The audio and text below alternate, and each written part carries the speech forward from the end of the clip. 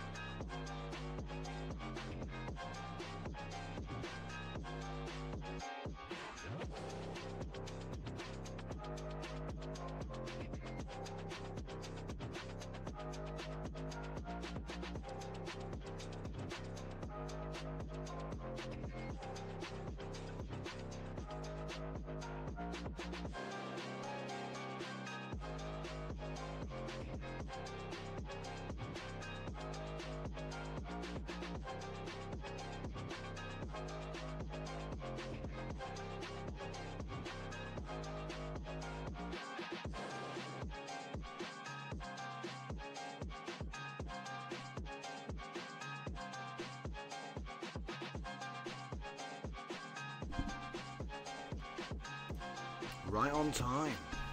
Welcome back, everybody. Episode 332 on the 7th of June 2026. It's 9 o'clock on a Sunday. Welcome back. Hello, Zeus. Hello, crab people. Yeah, we're going to get talking about crabs. Don't worry, we're going to get to the crabs. But first, we're going to follow up on this new technique which I'm using, which is the import-export. Let's just make sure the mic's working first. Hello, mic check, 1, 2. I think I'm here. There's so many microphones now, I'm joking.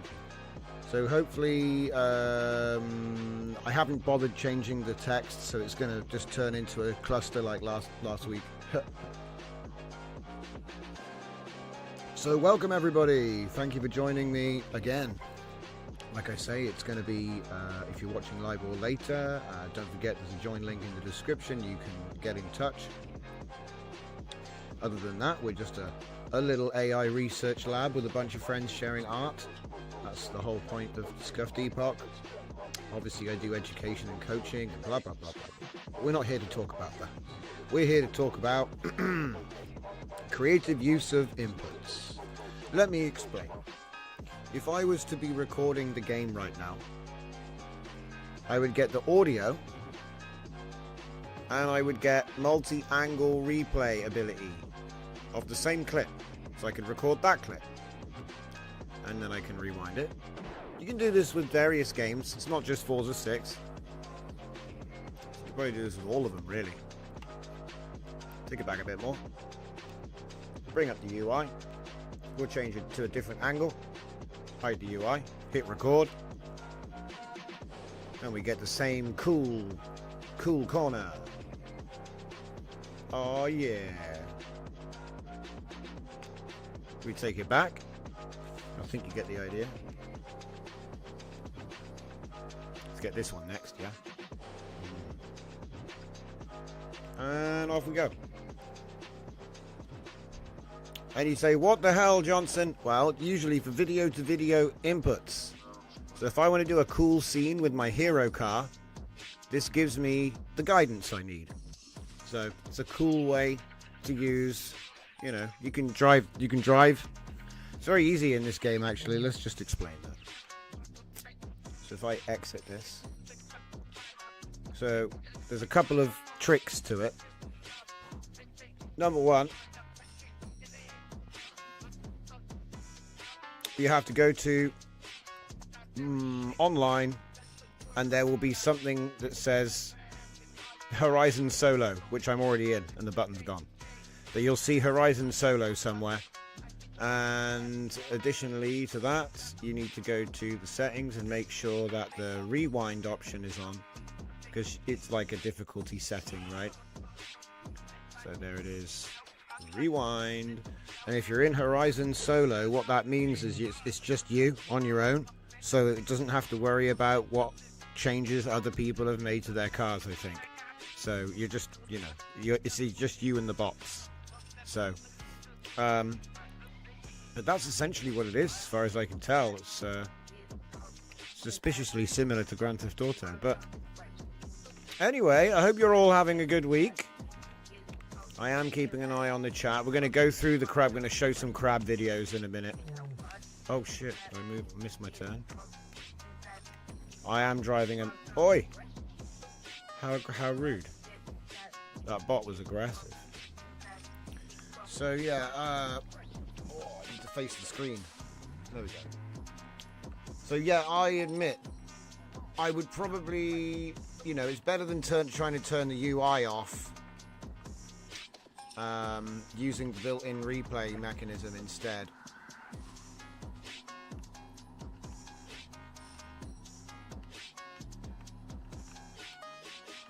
AI is all over the place.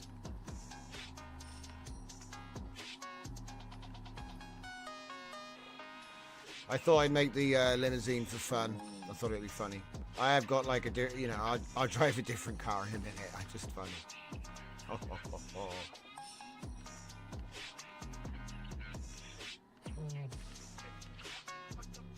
So yeah, just driving casually around Japan.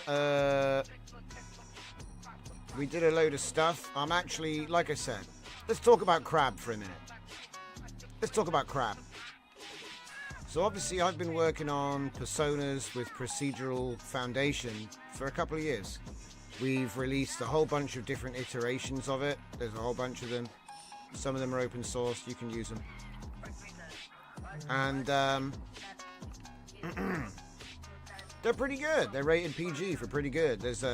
I've got one which is Gemini, runs in the cloud. I've got one which is Gemma 4.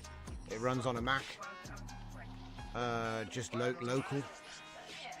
Oh, this is a pretty cool area, wherever the hell we are. I don't think I've ever been here. Oh. She is a little bulky.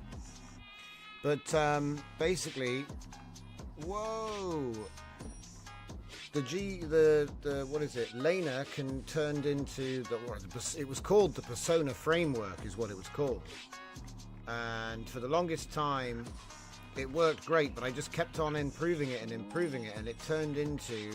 matured into GPP, which is Genuine People Personas.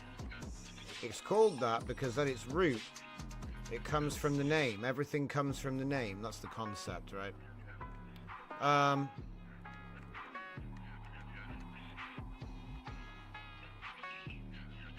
And it continued to grow, and it continued to grow, and then I realized that because of the way I was using it, I could like fold everything into a new, larger, unified project.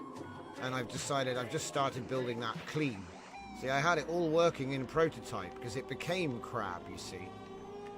Crab stands for claw, which doesn't mean open claw. It's the same concept of a crab having claws, okay?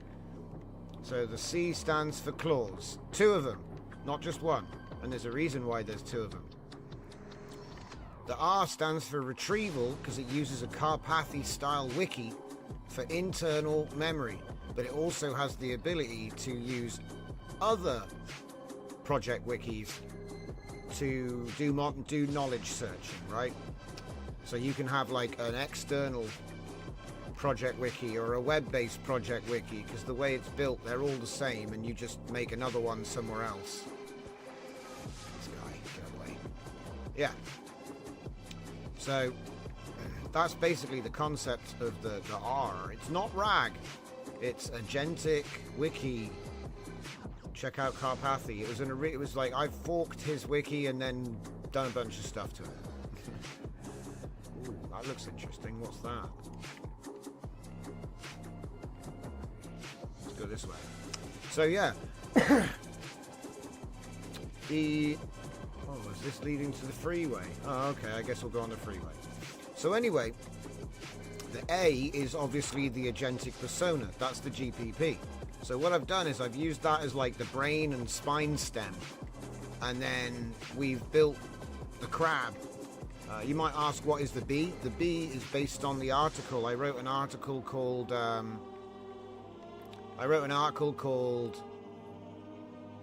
Decoupling Tool Use. Decoupled Tool Use. Oh my God, these guys cannot drive. Whoa, coming through. So C-R-A-B, you have the full crab, right? So the claw, you might think, well, what the hell's going on, Johnson? So obviously the the main persona itself has its own API or small model running, depending on what it is you're doing. So that gives it the character, mood, memory. Oh, right. Got an AI up my bum. Keeps happening. So there's suddenly lots of AIs crashed out everywhere. Don't know why. I'm going to get off the highway. So anyway, the crab. Well, what can it do? Well, the bus. I didn't explain the bus. The bus. The bus is the agentic decoupling. So essentially, everything it does doesn't wait. It does its own thing. Everything goes to its own place. It's got content libraries and whatnot. Whoa. Okay. So again, I messed it up. Right, let's get a proper car. Because we're driving around in a silly, being silly. Let's get a serious car.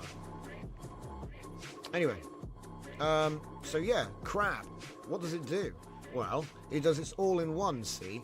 Let me talk about the claws. So the claws are cool. Basically what happens is, the big claw is your clawed code, right? And the little claw is your Gemma 4, for example. I recommend Gemma 4.12, but there is actually the Gemma 4 E4B will run it as well. And the idea is that all of the easy repetitive tasks, they get delegated down to the Gemma 4, right? And if it can't do it, say it fails, see what I do is it's got like a built-in evolution system. So what it'll do is it'll do self-testing on whatever the little claw's going to do. And if it can't do it, it'll actually, or it has the ability to write a tool which the small claw can use. So then big claw can actually teach or make adaptations for the little claw, which is interesting because then you get the little claw for free. Obviously that's all running on the local model. And because it's all dynamically adaptive, evolving, evolution, whatever, it learns from its experiences and it recommends the things that you keep trying to do with it. Whoops. I was very much inside the line there.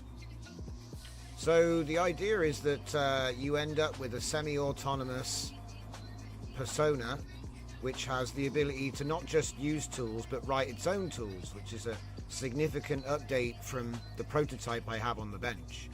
Because it can already do it, I just have to say okay. And it works the same with this too, only there's a little bit more automation. You know, you don't need Claude code and source code access. You can just go, I need you to write me a new tool for the little claw, or even a new tool for him, actually. So obviously he would tell you what he's going to do, and then you will approve it, and then he will do it. Because the big claw will have that ability, as I say. The other thing, of course, as I showed in all of the promo videos, was the swarm, right? So like the swarm is now what are called ants, and the ants are legitimate swarm processors, individual calls to Claude. But it's done with the new Anthropic CLI. They're actually calling it ANT, as far as I know. Unless they rebranded it again. It was originally called Ant, and it is a Claude CLI tool. So it's not Claude code, it's Claude API over CLI. Okay? It's and like I said, they're calling them ants. I still haven't got that clean corner I'm looking for.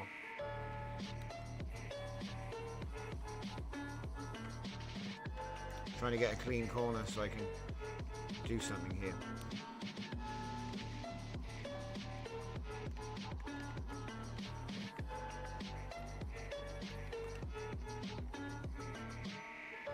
I'm going to take this tunnel, see where it goes. So anyway, I think what I'll probably do is like record some footage of the car, and then I'm gonna shove it through video to video, but I'll use, like, you know, fantastic designs. Do you know what I mean? That's the idea. Change the design of the vehicles and maybe the environments as well. It depends how crazy I feel at the time, but that's the concept. Let's have a look at that corner. That wasn't too bad. It was still a bit slow, but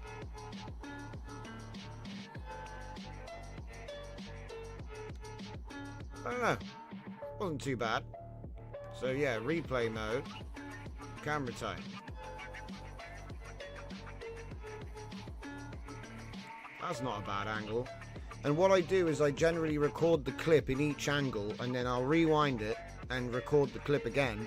And what ends up happening is, if you sync clips up, you can do rapid fire angle changes. And like I said, if we're using this for video input, obviously the references will line up too. So, you know, you'll get really good spatial, you know, of where everything is. Oh, and also when you're recording, there's something nice about this. If you're doing car stuff, there's something nice about this in that you can do the slow motion backwards and forwards as well.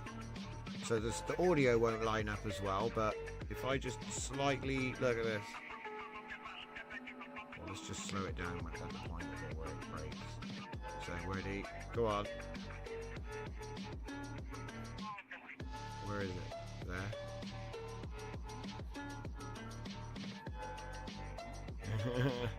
So if you wanted to do your slow motion, you want to get slow motion footage for like a car chase.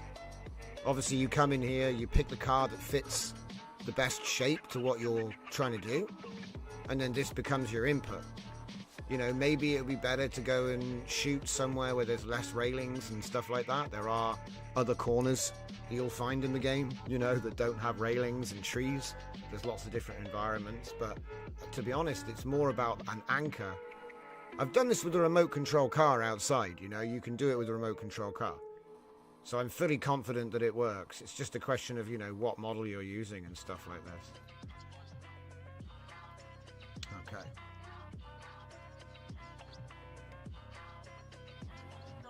In fact, let's get something which is like not... I've got one that isn't a race car. It's a taxi. Just to give you an idea, so you get a stand-in of car shape thing, right?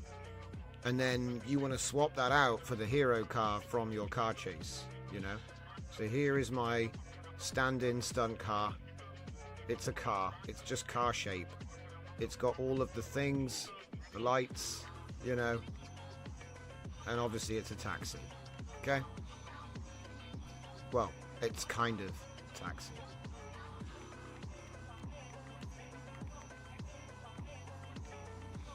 Oh, it's a little bit looser than the last car I was driving. Oh, sheesh. Oh, wow, does it ask you to rewind every time you tap something? That's fun.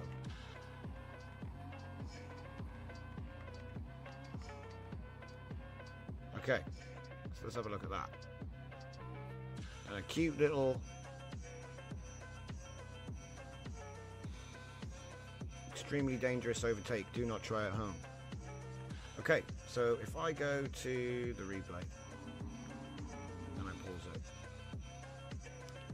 and let's go to car far advanced, wheel advanced, 3/4 rear facing, no, helicopter on it, follow advanced, slow spin. Hang on, how's this work? I don't know what advanced means. Not really much here to go on. Slow spin, side dolly, pan across. Side dolly might work. But how does it repeat? Ah, right, I can push it backwards and forwards. Okay. But I think you get the idea. You know, you can...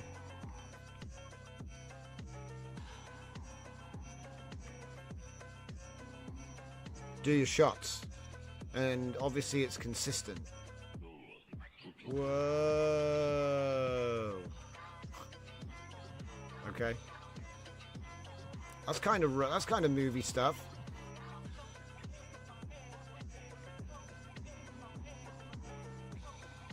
Hell yeah, dude.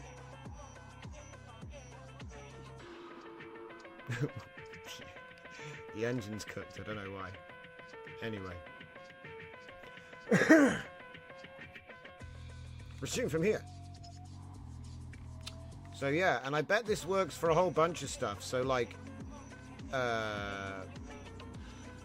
games which have animations, do you know what I mean? Just about all of them. Because, you know, we use images and video all the time as guidance. And sometimes it's hard to get the shot. So obviously, you know, we've been doing this a lot on this channel. Whoa! Shh. Oh. This thing is so light, I don't know how it's staying on the road at all.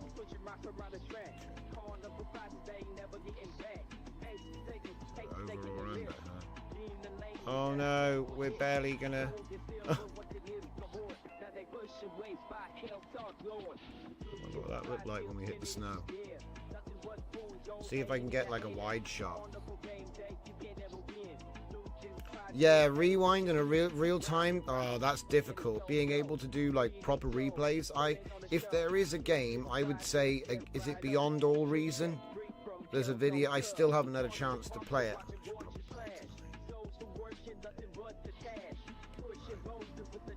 I forgot to even do the replay. Right, let's get a car that doesn't crash all the time. Let's get a fun car that isn't too ridiculous, because I do, you know. There's a shape which is quite rare in these games, which is the Touring, okay? Because obviously a wagon type vehicle, yeah. So it's like from the back, it looks like a family car, right? You take the spoiler off, and that will look like a Toyota or something. You know what I mean? I know it's got the Skyline front end on there, but that's actually like an option. You can take that off. So you got like generic estate, and like even in a racing game, they're quite rare. We're gonna go the other way. We're going the other way.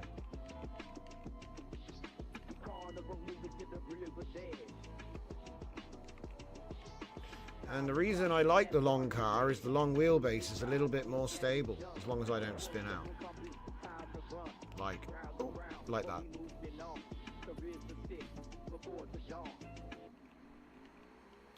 Oh yeah, I think I found a whole new thing the other day, which surprised me. What was it? Somewhere... was it up here? Yeah, it's here. Bandai Azuma. That's the one. I keep on. Everyone keeps saying that the game doesn't have. It's got. I used to run drift servers, and we used to have a lot of custom tracks that were either modified by us or. And this game has them all. Pointing the right way. Okay, let's go. So it's got Akina from Initial D. It's got a whole bunch of different things, but it's got a bunch of Japanese landmarks. So you know, if that's what you need. And also, as we know, I mean, when I did it with a video car, I did like a radio control car, and I just filmed the radio control car, and you know, said, oh, it's a Subaru Impreza doing donuts, which is what the remote control car was doing. And it was able to do that last year. So I have high hopes for this, because I think you could do like a getaway chase scenes.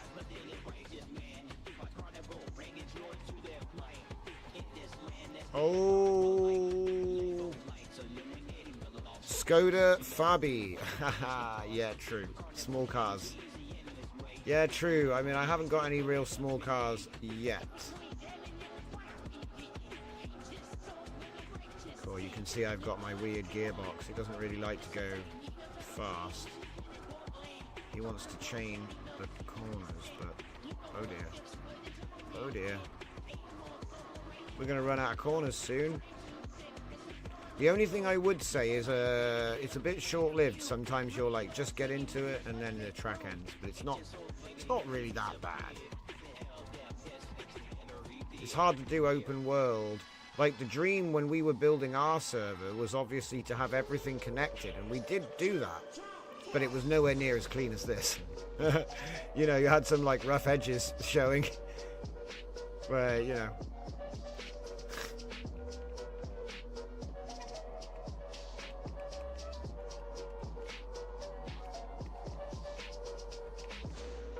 First gear. But anyway, Clio Estate. Maybe we'll pick up a Clio in a minute, because that would actually make a really cool idea. A Clio for like a Tokyo urban chase. That would be really cool. But you see how the idea is starting to come out? It's like, oh, we could do like a bank heist, which has actually got like a cool car chase scene. Like, so it's not actually about the bank heist. The bank heist is just implied, but then you have like a cool car chase. But you actually you don't just steal it from a movie, which is what a lot of people are doing, or just prompt it with text and hope for the best, or do the storyboard method and hope for the best, which is what I would do right now for that. I'd do the storyboard method, right? Make some storyboards and cook up the videos in big sequence with big brain attached to it. Like I say, the crab is perfect for this. He's so good. He just uses all the tools. He backs off so you don't get rate limited. You just have to tell him. You can be like, oh, remember, we've got a rate limit on this tool. Make sure you don't use it too many times. He's like, okay, crab. The crab's epic. But I'm going to build it. I got to develop it more so it's... Lucy movie, car chase in Paris. Oh man, I still haven't seen that. I'm gonna have to go and watch that movie. That's what I'm doing tonight. Lucy. Thank you, Zeus. You've just given my evening something interesting to look forward to. I completely forgot about that movie. If there's a car chase in it, that's it. It's on point. But yeah, basically, the idea is instead of taking... We go, I'm inspired by, but like really inspired by. Not just, oh, we just stole what they did. Whoa, what's that? I need to get up there. How do I get up there? That's cool. We're going up there. Right, we've got to do one big drift. Got to keep it in third. Oh, getting a bit close. Come on, break it, keep it. I got to get it all the way up. We're going all the way up. But yeah. So my basic idea is with Crab can summon the swarm. Oh, nearly got rid of it there. It's funny, it's not a proper circle. I'm complaining about it. I love it. This is amazing. But yeah, the nice thing about making it's not fully autonomous. What I'm doing is I'm making the persona have semi-autonomous capability. So it's doing a whole bunch of stuff inside of itself. And then because the big claw is just Claude code, anything Anthropic adds, it can automatically do. You know, you just update Claude code, you have a subscription, $20 or whatever, and now Big Claw can do that. My plan is to turn the Persona core into Gemma 4 E12B, but I haven't tested it, so what I'll probably do is ship it with like you know, like you build it with Claude, you know, you install and get it all set up with like a Claude, but then you flip it into the Ollama mode. And I think you'll appreciate, guys, we've been talking about this for like a year, maybe 2 years. It's not like a short-term... This isn't like we just decided to do this. No. The whole point was this. It's all sort of distilled down to this. And what does it do? Well, it's got short-term, medium-term, long-term project memory, proper state-of-the-art Cloudflare level, and you can implement that as workers, or you can have it as local desktop app. There's that. I got it running on Mac. I got it running on Windows. Oh no, there's a swarm of people nearby. We gotta get out of here. I think it's because I'm... Oh my god, they can't drive. Oh no. Right, let's just... What? Food delivery? You can deliver tofu? Just like on my server. Anyway. It's all low-hanging fruit, really, when you think about it. Low-hanging tofu. So yeah, like I said, you want to do an urban chase? You can do an urban chase and film the... Oh! I was just about to crash.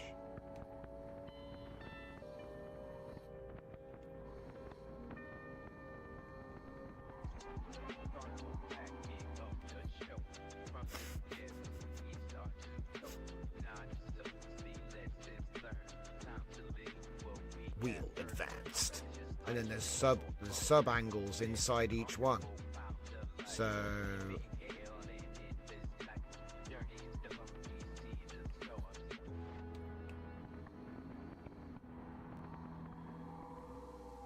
record that corner, and then get angle 2. Probably get this one.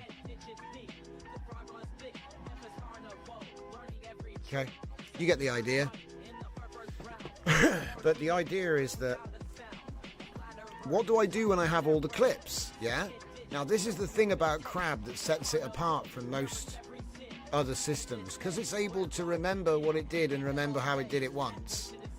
It will be able to do it again. So you spoon feed it the first time. You go, oh, we're going to do this and we're going to do that.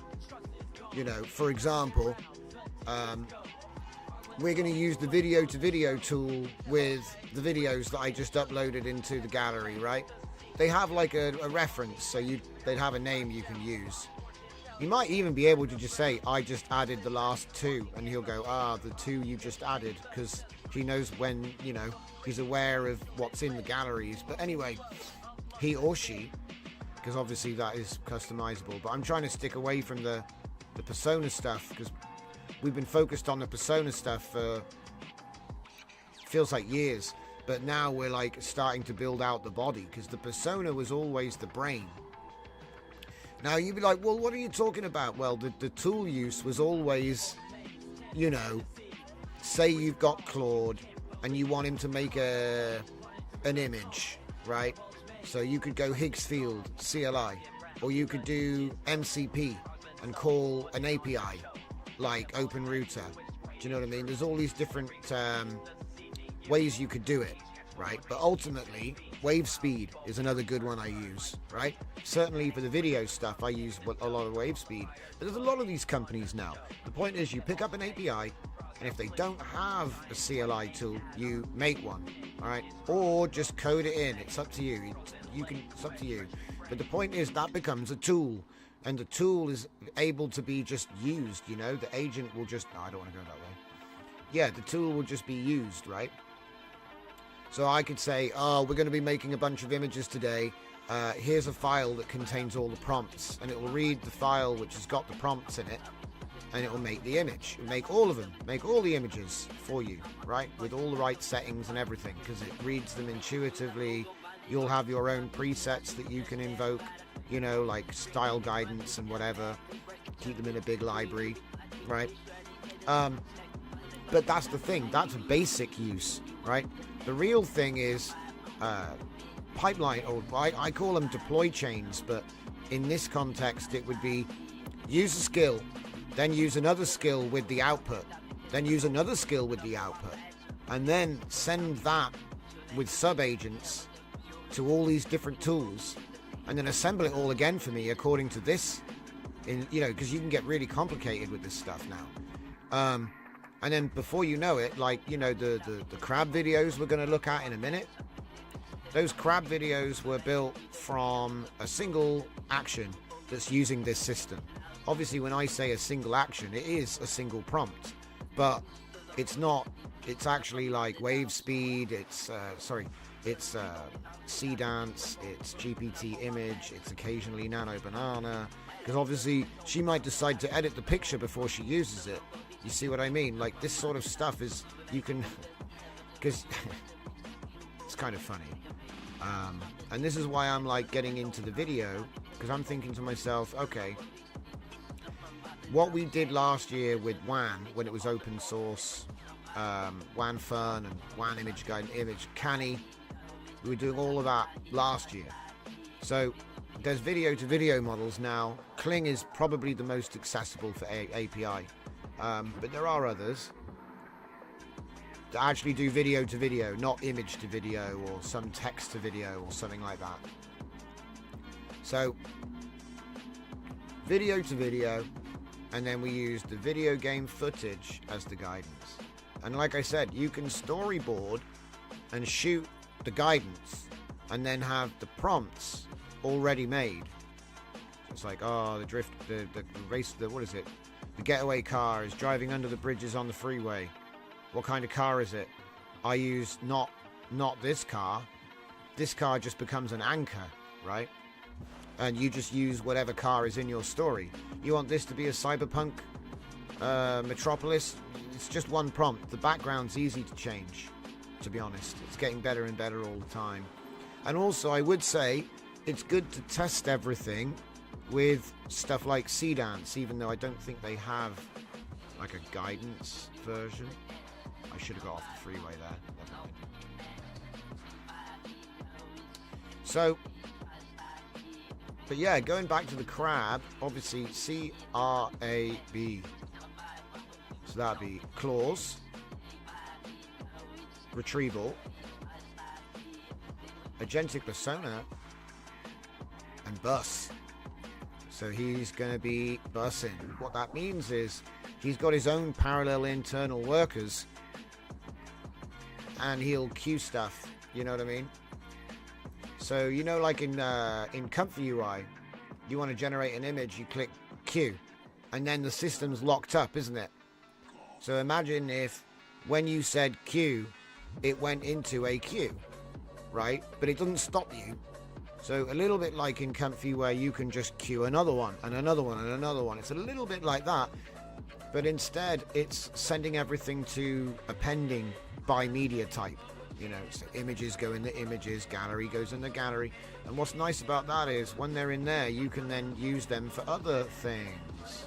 Because you might decide, you might say, hey, I need the big claw to write a new tool for the little claw, which is basically going to be, you know, filling out image prompts from Markdown. It's going to read the thing like I just told you, because obviously you don't need to tell him. When it's Gemini or Claude, you don't need to tell him. He just does it. He gets it. He understands it. So you don't even have to code it. But when it comes to Little Claw, he makes mistakes. So then what you do is you just have Big Claw make it programmatic, extending the function of Little Claw like a Swiss Army knife. And the best thing about it is he'll run self-checks in the background. So he'll be proving it, you know. He'll say, he'll do the same task with Big Claw and Little Claw, and then he'll evaluate. And if it passes, that becomes the thing. And now you don't pay for that anymore because it does it on the local model, right? But I'm trying to make it like all... I call it semi-autonomous because growth is actually air-gapped. You have to approve it. And I don't mean like you just click a button in the app, because obviously he's smart enough to get around that. The big changes are, you know, done at source with a coding agent, right? But essentially the system is giving the next plan to that agent. So it's self-autonomous. I call it growth.md, but there's a whole bunch of new stuff in there which I haven't really had a chance to talk about. There's laughter.md, which isn't about laughing, funnily enough. It's an educational principle which you see in kids in young education, early education.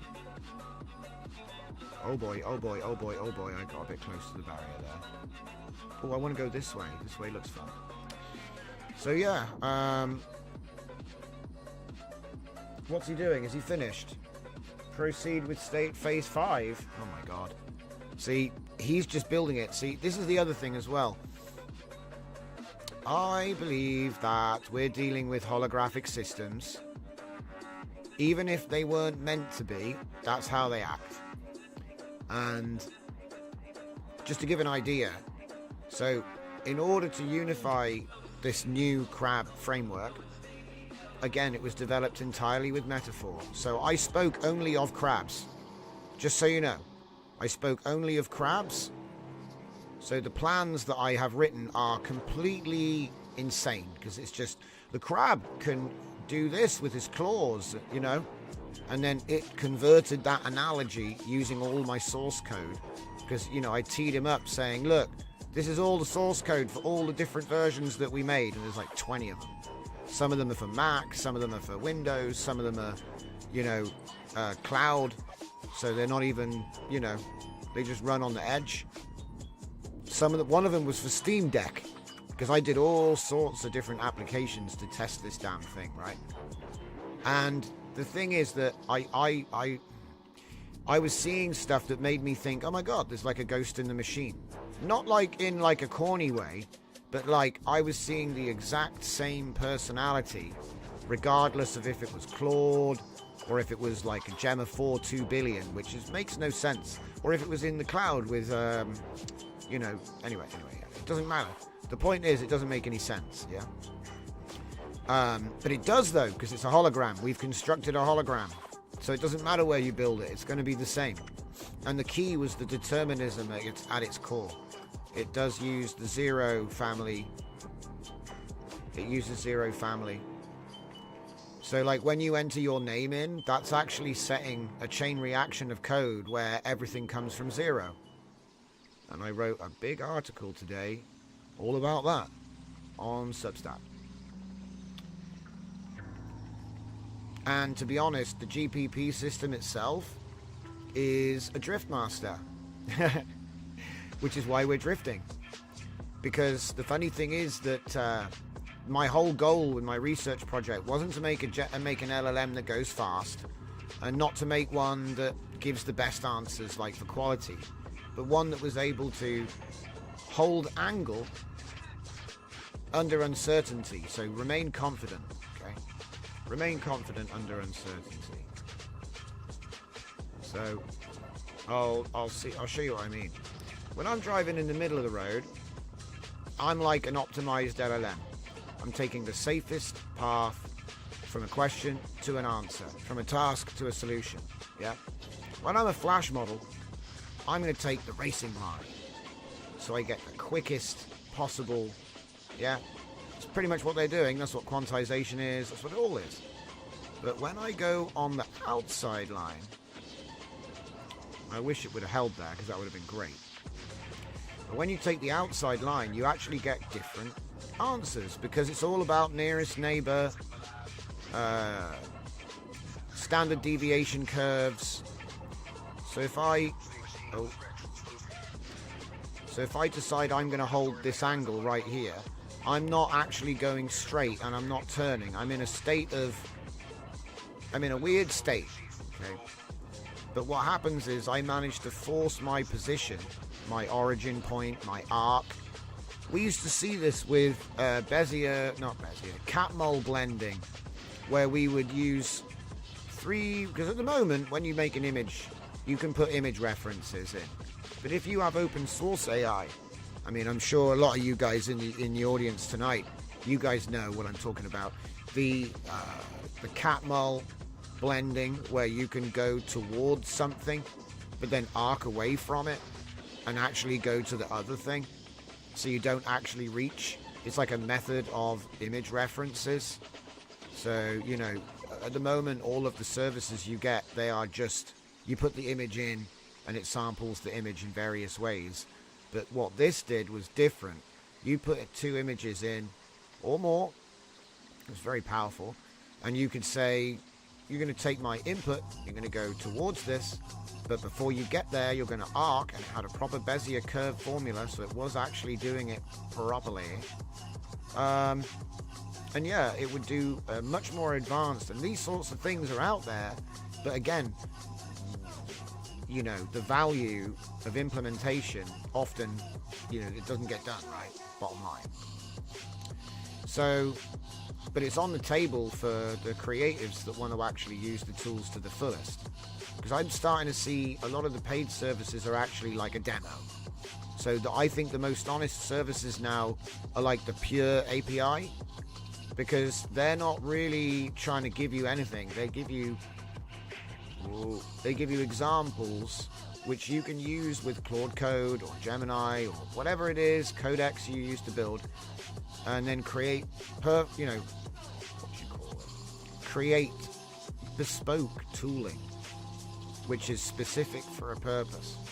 And then what will happen is, if you use it, you'll build it out more and more. And a lot of people think that software doesn't have any value because, anybody can just write code with AI now. Okay, so did all of the art get cheaper? Are they still selling art for millions and millions? Yes. What about software? Did the prices come down?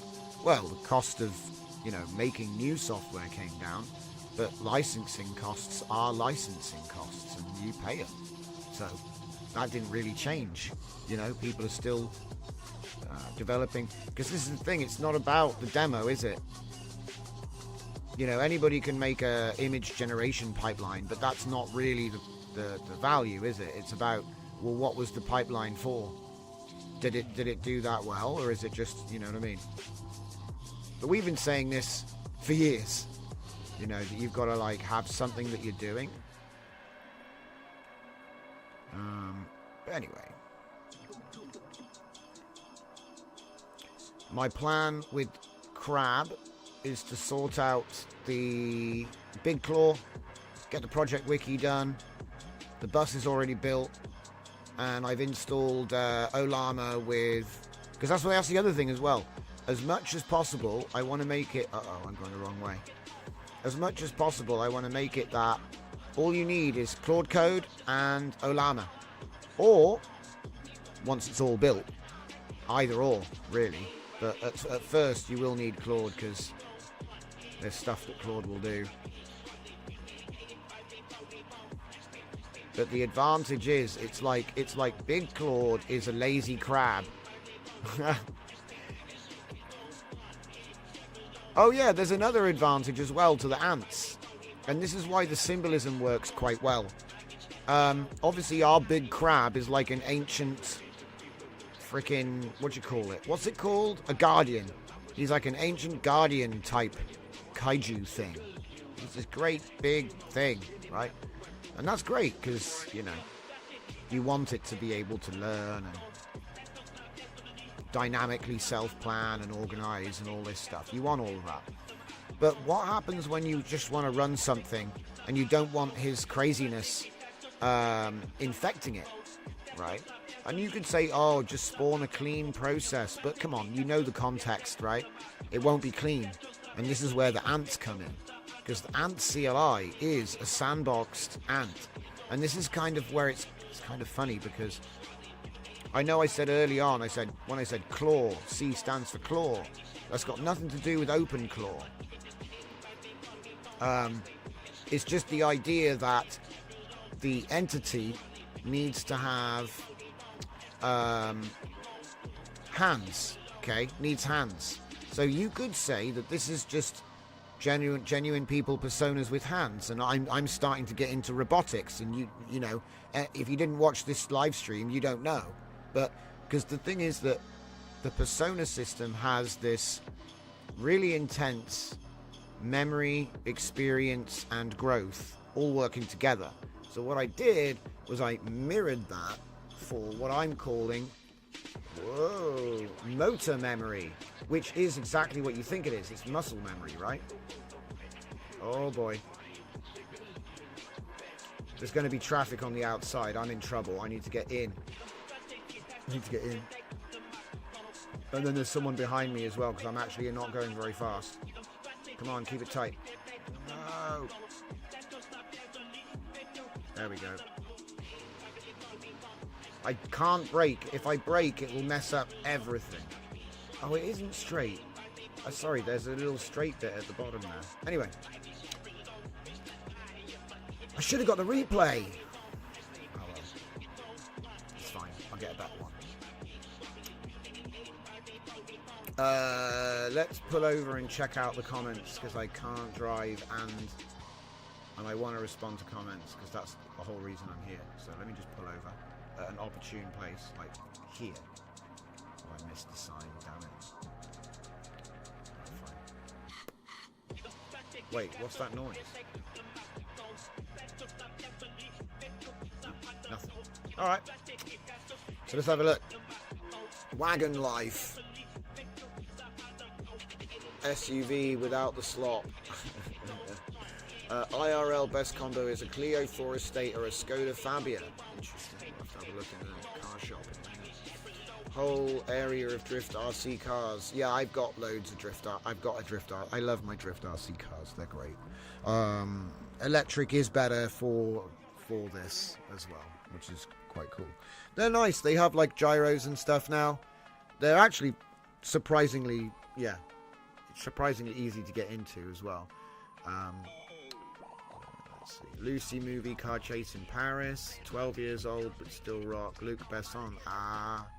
Yeah, okay, so yeah. And the people that make money in the war is the guy selling the gun and the guy selling the tooling. I suppose so. Right. We've had some fun in the wagon.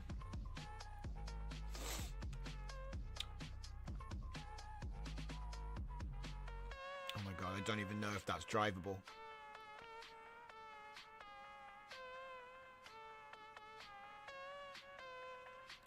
Go for the D. Okay.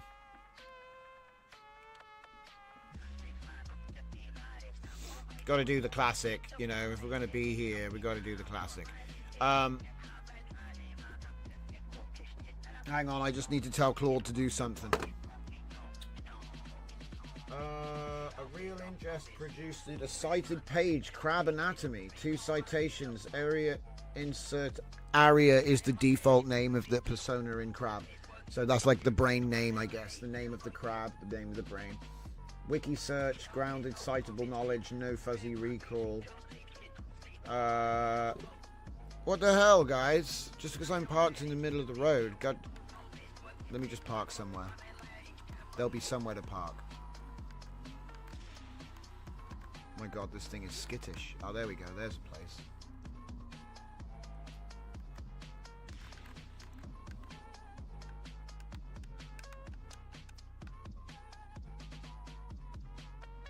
Okay.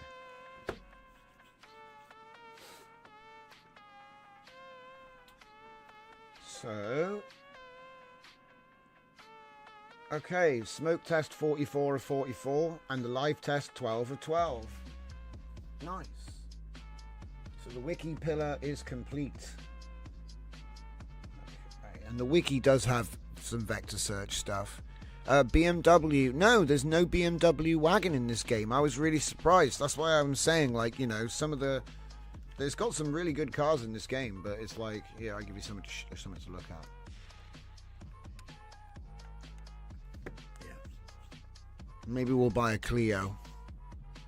But yeah, so what is it saying here? So the real ingest produced, cited, Crab Anatomy, 2 citations, 0 dropped, area answered from the wiki via wiki search, grounded in citable knowledge, not fuzzy recall.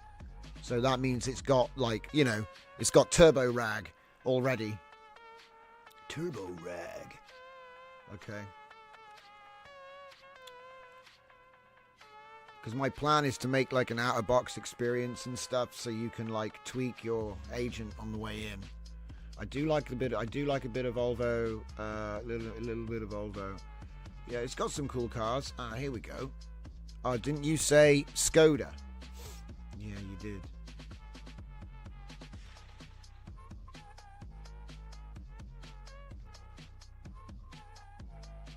I bet that pickup is mental. Anything old is mental because it basically weighs nothing. Skoda. Is there a Skoda? There's no Skoda. Looks like they only wanted Volkswagen. Did Audi get in the game? I bet Audi's in the game. Oh my god, there's so many cars. You can unlock them as well. There's a bunch of hidden ones. Not DLC. You have to find them. They're like parked up. Oh my god, there's so many cars. Dude. I should have gone the other way, right? So many Fords. Ah. There's a lot of red cars. The classics. How much is the DeLorean? Hang on. It's... Don't know. Don't know. 72,000, right? I wasn't looking at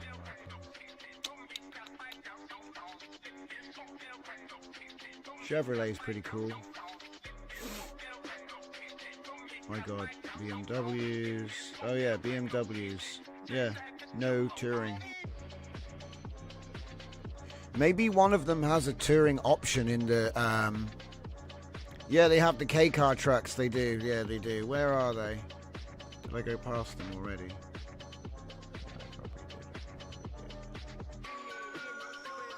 Let's keep going. Let's keep going. I want to see if Audi is in this game. Ooh, what is this? The AutoZam. Looks tiny.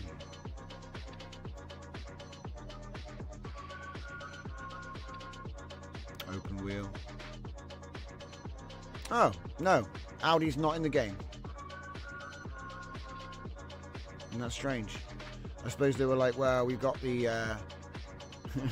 what about this? We slap a V8 in there. V8 turbo. In the sunshine. Oh, it's an EV. It won't let you if it's an EV.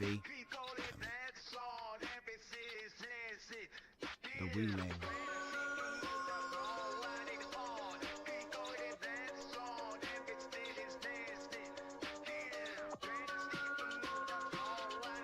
Always looking for an old Toyota to buy.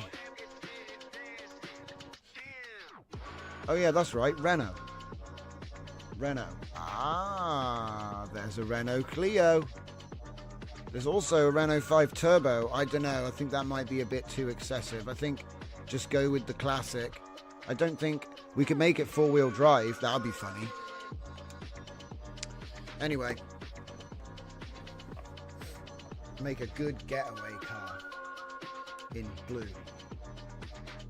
Oh, wait a minute. That's not a little one. That's a big boy. I can tell because he's got a hole in the bonnet. There's an extra hole in the bonnet. It must be the good one.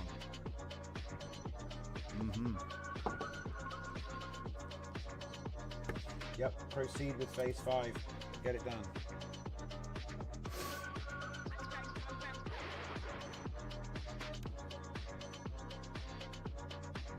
See what I mean? Oh, man.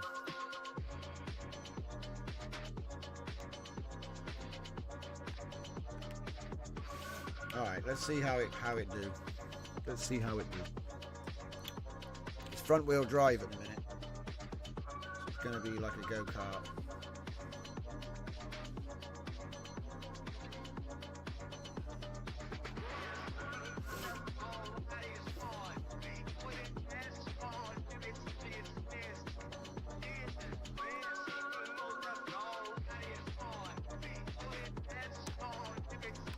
Oh crap.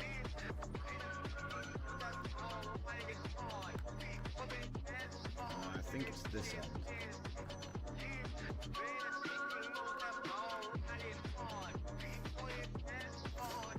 Let's see how it does.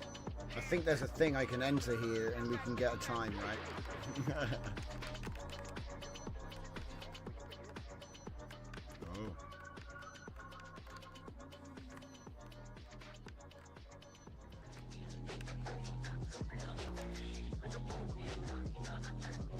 Okay. I thought it's when the green light goes out.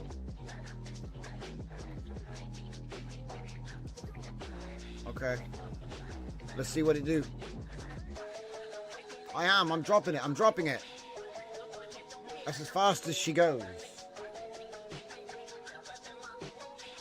It's building the ant colony right now. Oh yeah. I'm not even going to touch the steering. I'm just going to hope that we don't, you know what I mean?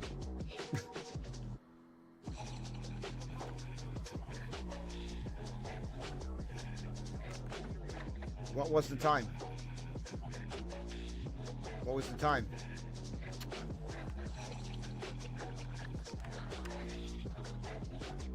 Did anybody get the number of that donkey car? I didn't even see the time. Oh, damn it. I wasn't. Right. I'll go back to the start. Upgrade the car.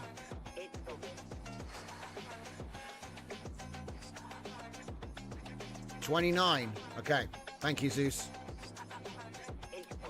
I'm glad you're paying attention, mate. I completely didn't even look at the timer.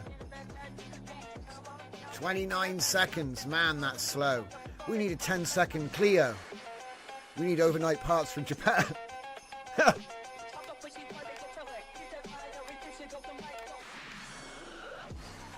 Oh, wow. This thing can actually...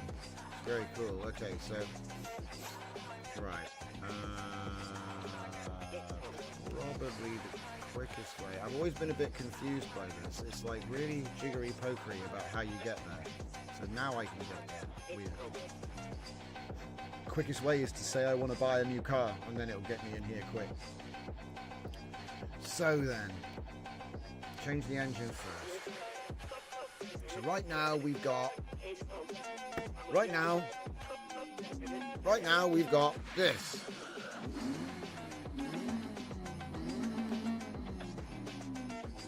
Okay. And I think... Ooh, that's tricky. I wonder which one.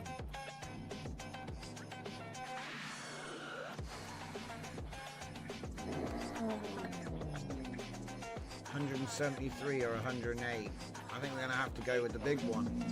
Whoa. That is pretty cool. But this... I don't know, it's a lot of turbos.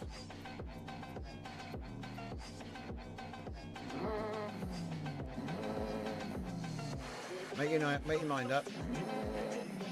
That does sound like the better one though, for some reason. I don't know why.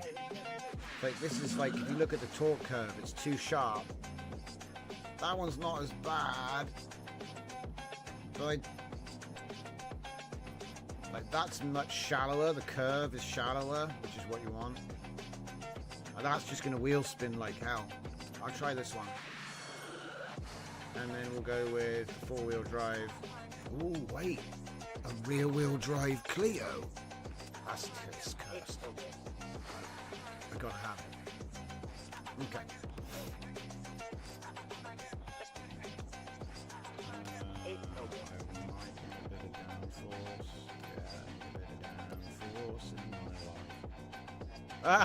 Yeah, there you go. There's some downforce.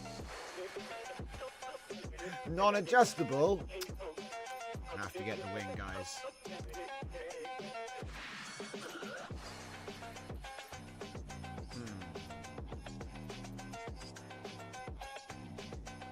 Oh, right. You've got little flaps to keep the driver cool on the roof.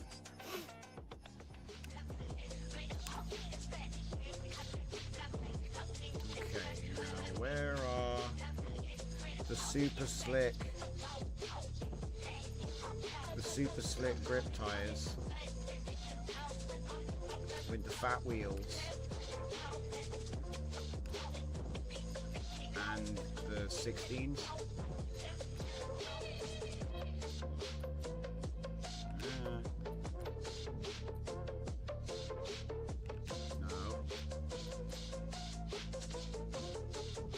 What are they, 15?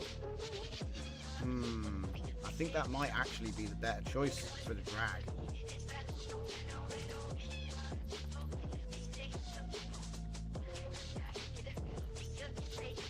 What? Rally? Race. There we go.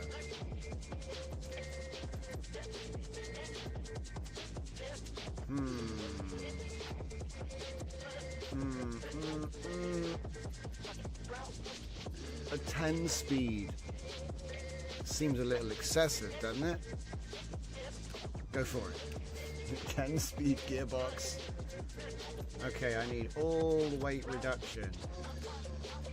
Only a little bit of reinforcement.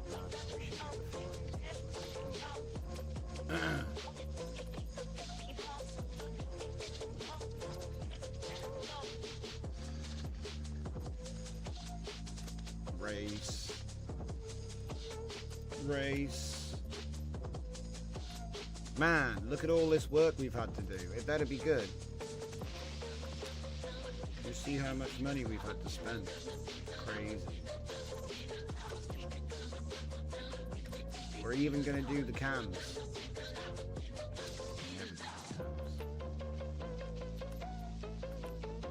We're nearly finished.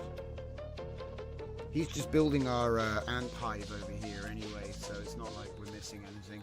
It's Claude doing code. Race turbo with anti-lag.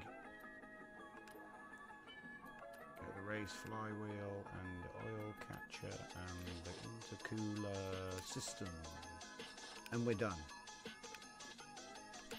Install the parts. Now, normally you'd have to do a bunch of tuning, which I've done on my other cars, but I won't bother. Let's just see how it does. What is the difference?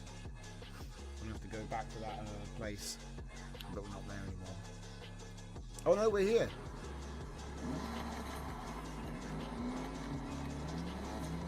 Oh fuck! Jesus. Let's turn that down a bit. Oh.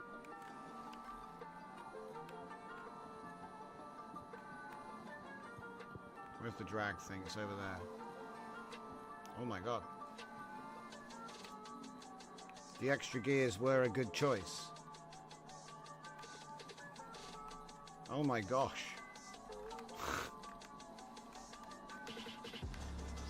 Whoa! The AI loved the middle of the road. Can we get in there from there? No. Wait, yes.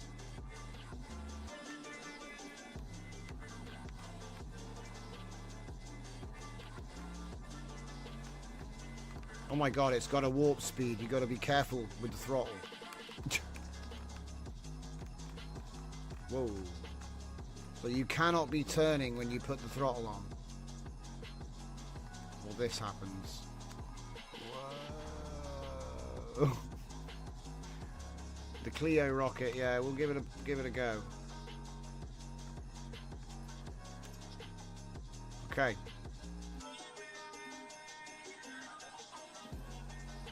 We are not getting good grip right now, but I'm just going to trust the system and hope we don't wobble. Oh. Oh. Where's the timer? There it is. Hey, we did it! 19 seconds. Hell yeah. Let's get a picture.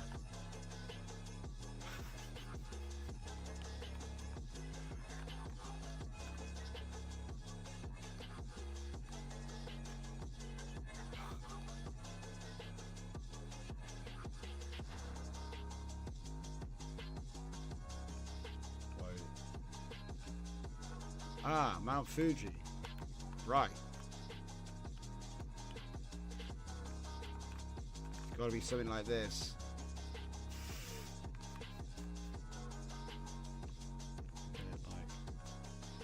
It's got to be something like...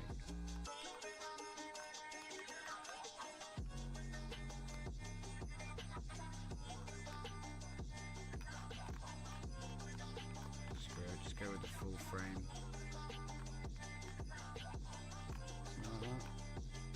Motion blur, anyone? Ugh. There it is. Ah, focus. Whoa, what? Ah, you focus on the thing. Right, there we go. Okay. Not bad, not bad. I'll take it.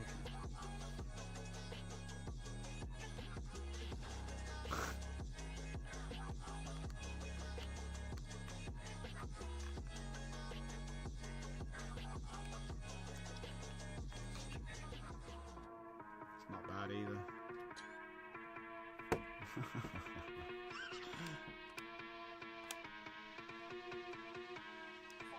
Oh wow, you could land it on the road. So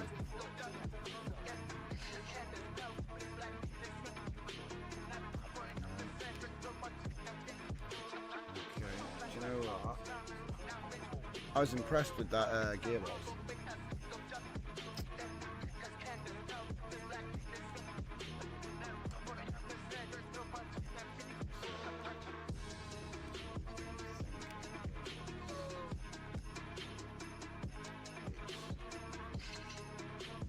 Drift, diff.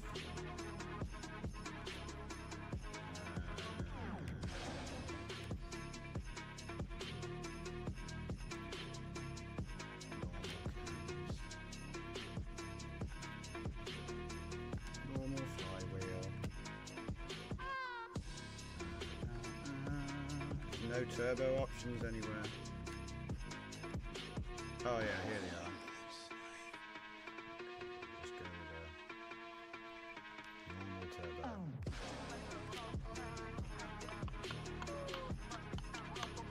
Aside from, yeah, the suspension.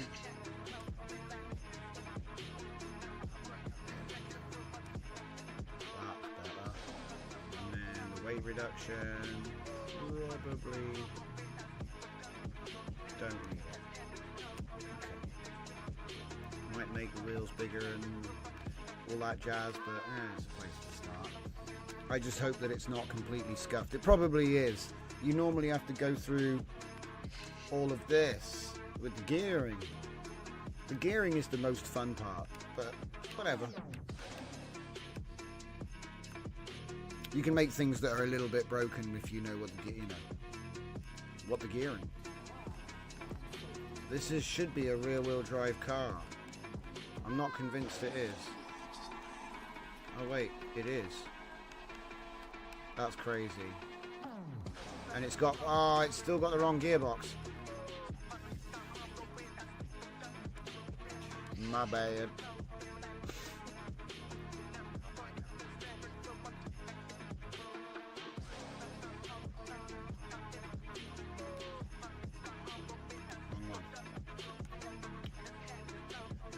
Gearbox, gearbox, gearbox. Drift. 4 wheels. Good idea. Okay. Good. Good. What's he saying? Ooh. Live proof. Compare crabs and lobsters across anatomy. Decomposed into 4 subtasks, all 4 ants accepted, reconciled into comparative overview.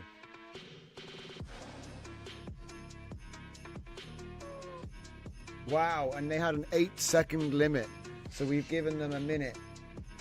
We give the ants a minute to do their task before they get crushed. It's kind of funny. They're just disposable.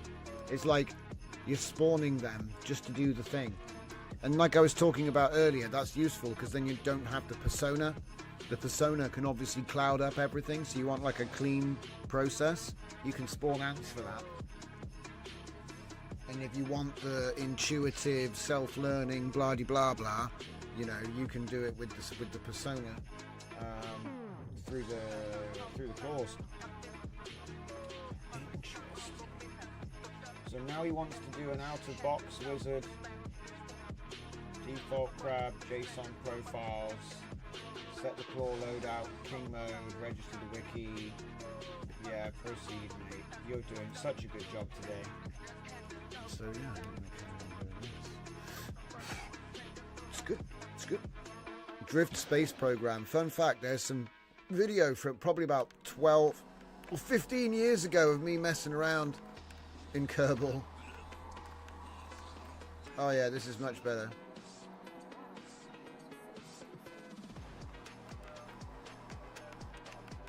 Whoa.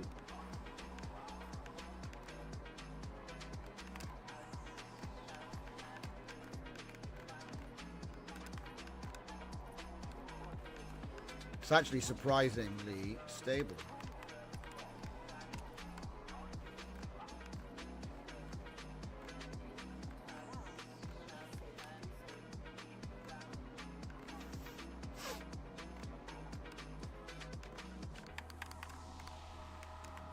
Oh, I cooked it.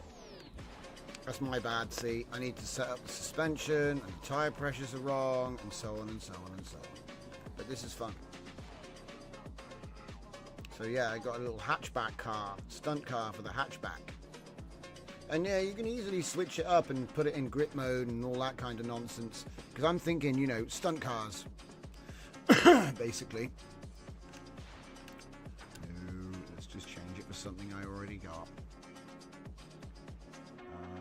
Oh yeah, that's the point. Let's show you my broken rally car. Yeah. So this is what I was talking about with the gearing. Let me just check it's active. Is it active or is it somebody else's?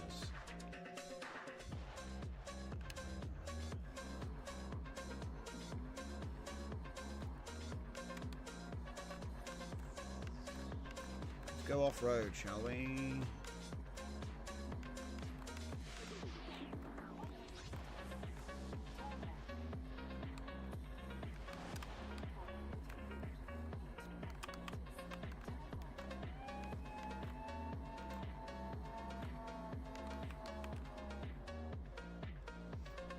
How far back can I go? Quite far.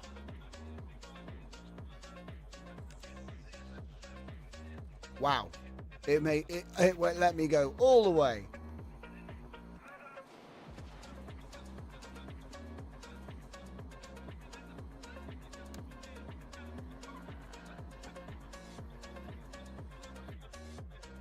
Is there a button just takes it all the way back? I think there is, but I don't know what the hotkey is. See, I'd make a binding for rewind the clip so I don't have to rewind it all the time.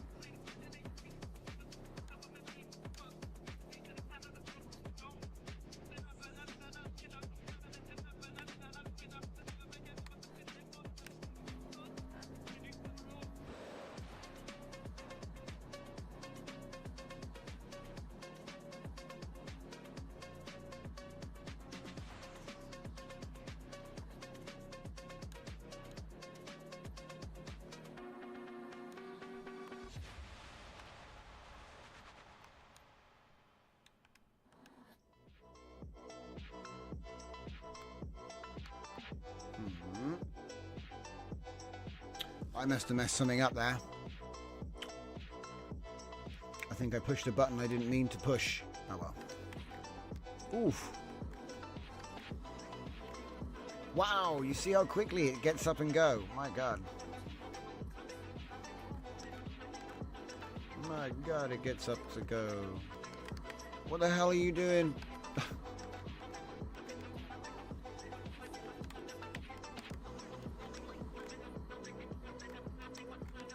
Whoa.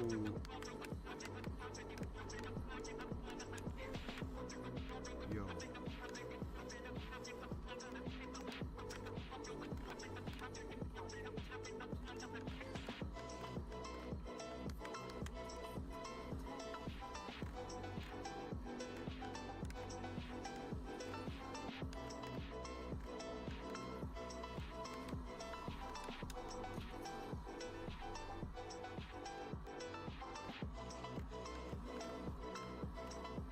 How are you doing? Wire the onboarding into the index, CLI profile, smoke and type check. Are you kidding me? He's smoke checking already? He's gone and built. So anyway, discussing the process. So what I did was I took every version in the family. So going right back to Zero Persona, which was originally a JSX component. I think there was like 5 versions of that.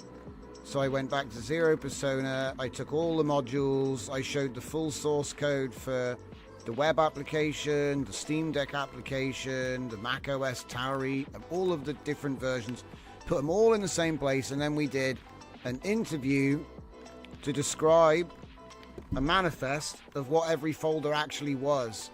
Because, you know, there was like stuff written for Gemini, stuff written for Gemma 4 Local, with Llama CPP. There was all these different versions of the same agentic project written, and I thought, well, there's like a massive bundle of plans and source code here. So I said, if I just clearly define what it all is, and then add it all to a git ignore before I even start, that way that only the stuff that we're actually building, the unified version, is being tracked. And that, I think, helped. And so now what's happening is he's basically rebuilt it from scratch. And it's actually more efficient because when I built it, I had to build like dense front ends with everything exposed so you can see exactly what it's doing and all this. And to be honest, that will still be in log files, but you don't need to surface it all the time. And so I think it will make it a little bit more compact, a little bit more lightweight. So it's like trusting the system that's built to do its job. You don't need to like keep an eye on it as much. Or at least that's the idea. The fun part for me is the growth analysis, because I get to assess what it decides it wants to do, and it becomes a nice feature as well, because it's like, imagine if you had a pair of shoes that were like, oh, I've realized that you walk like this, so I've changed my shape a bit. That's crazy. Oh wow, a classic Mini.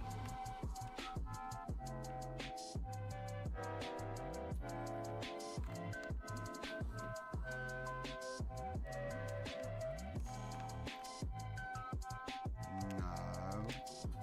There we go. We want to buy it. Yes. Store. I'll mess with that later. We'll make a 4-wheel drive with a big engine and a turbo.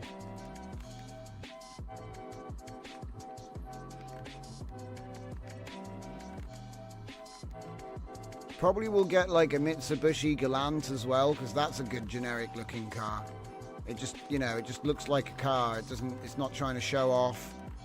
It's like traffic. Probably a good idea actually to get that Ford Interceptor as well, because, you know, you want to talk about common cars that you want to use as an anchor. Ford Interceptor, right? Probably makes a lot of sense. Whoa, whoa! Whoa! How can I save it? I gotta save it. I was saved by the power of 4-wheel drive. Oh god, that was a terrible entry. Oh my god, it's finished? Hold up, I need to pull over and give Claude commands. And as a matter of fact, let me get my proper drift car back out. I know I'm like changing cars every 10 seconds, but it's fun. I have the Sagaris, but I'm not happy with the tune. I do like the Chaser. The Chaser is sick. Okay, so phase 7. Air-gapped growth. Unify Phantom's pillar growth into per project growth. Per project growth? Huh?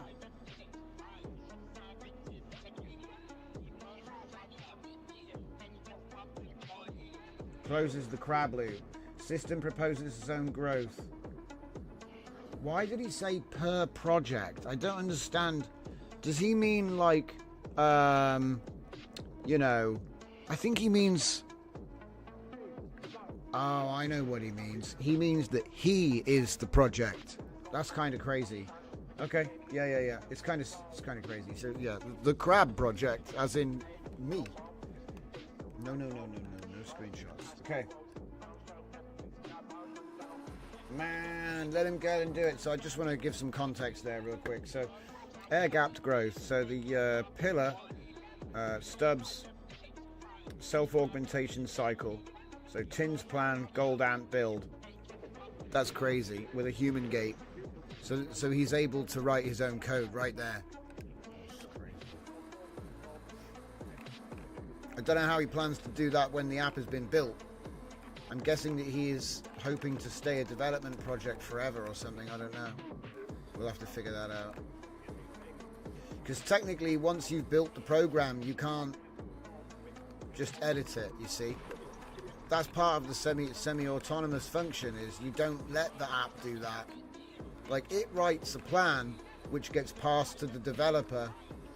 You know, if you had multiple users, then I guess the community could use those stubs to suggest but that's not really what it's for. It's supposed to be an app for one person. That's the idea, like totally custom. So it grows for you, with you, dedicated to a machine. So, you know, if you add multiple ones, they would technically be different. You give them a different name.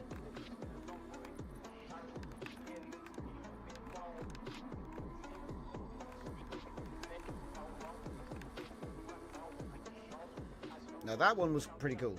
Let me go back on that one.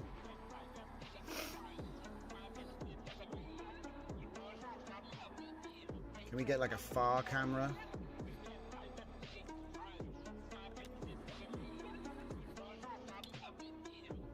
Camera angle.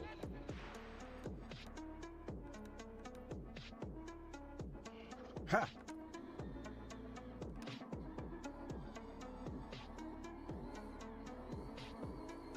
Made it look easy.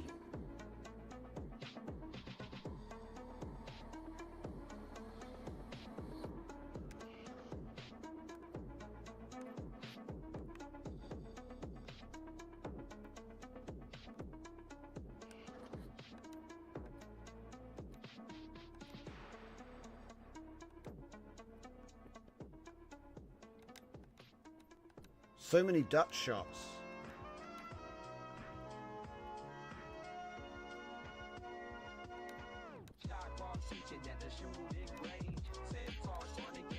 GTA.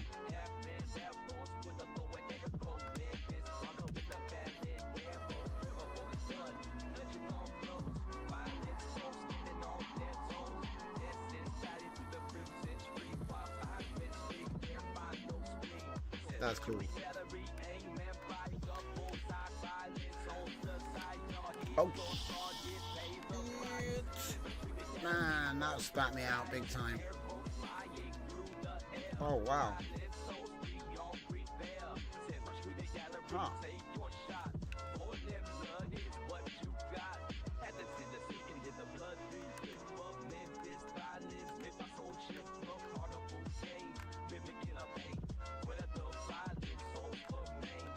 That's cool.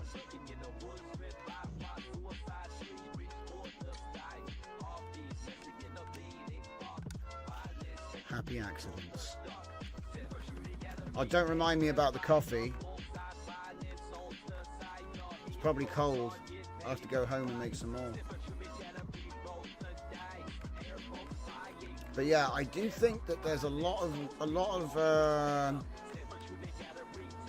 I think that this idea has long legs. I don't know if I'll have time to really exploit it because I've been so busy lately.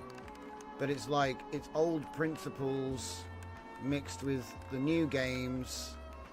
And like there seems to be, you know, games, I mean Forza I think has always had the replay tool, okay? But you have to kind of, it's weird. They don't advertise, you know, they don't go, oh, we've got this really cool replay mode. They don't tell you that. So you have to kind of have gamer knowledge to know. Maybe we could do like a Claude deep research. But the problem is, if none of them ever say, hey, we've got this cool replay mode, you're never going to even know. So it becomes like niche. Ah, battle cruiser operational. Fernicar has arrived.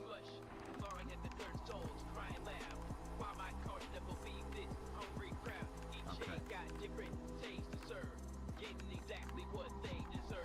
Oh no! I lost it. He didn't need to hit me. Those goddamn AIs.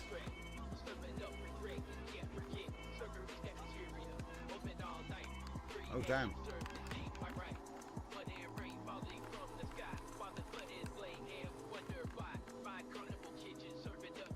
A lot of games add features after launch as well, yeah, true. But when you think about it, right, say you wanted to do CGI and you needed to do a car chase, okay? You need to get the models, you need to make the environment and all this stuff. A video game offers you an instant portal to crashing a car in a video game. It gives you an instant portal to finding a location Obviously, when you have modding, it's a little bit more. You can do even more, you know, when you have modding, because you can mod in an exact location. But I'm assuming you don't. I'm assuming you're not doing that.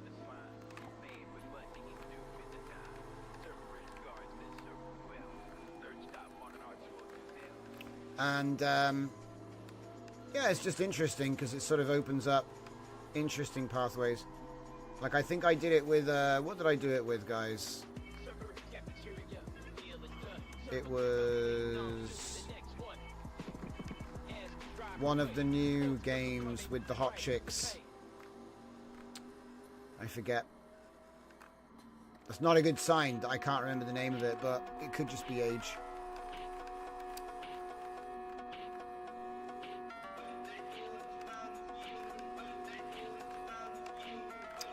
What was it called? That's going to bug me.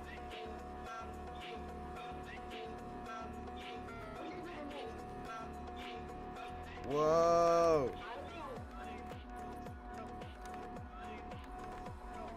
So anyway, let's talk about how those videos were made, because that's fun, right? So what I did was I had my crab prototype self-document and diagram itself, and then I came up with like a narrative and, you know, riffing off of Godzilla and stuff. That guy's not even drifting. Yeah, riffing off of Godzilla and stuff, and oh crap.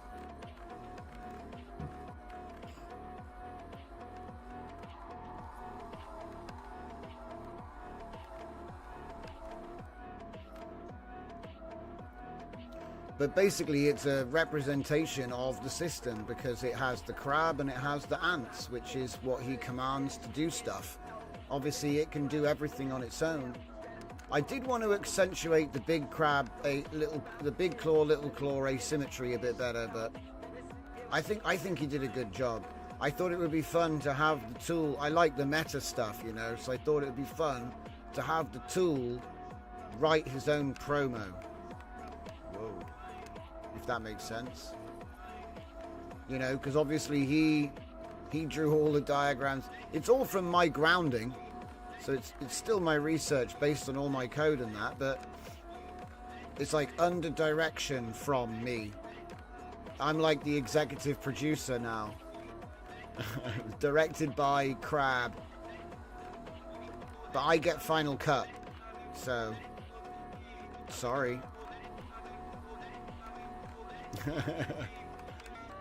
Still human in the editing room, but not for long.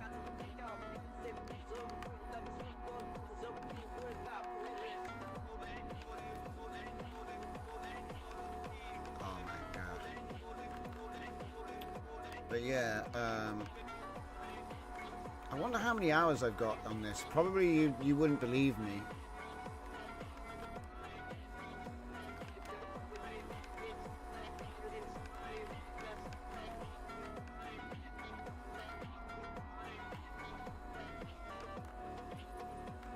I'll find out. Stellar Blade, that's the one. Thank you, Fern. It was Stellar Blade. So I got Stellar Blade to see if we could train the LoRa and reproduce video using the video game input and the LoRa, and it worked. It was nice. It looked great. Yeah, you could say there's a few design and like color inconsistencies, right? But I would say on the whole, you know, obviously you can put more effort into the training of LoRa's if you want. But I think it proved the workflow was good. And certainly I know a lot of people used that workflow. Whoa.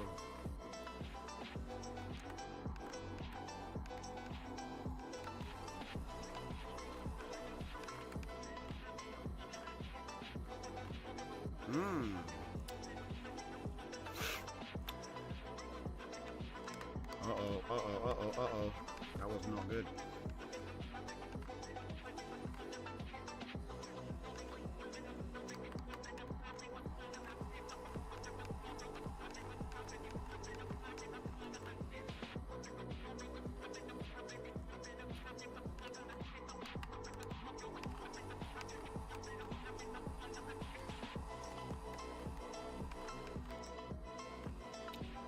Tyres are definitely warm.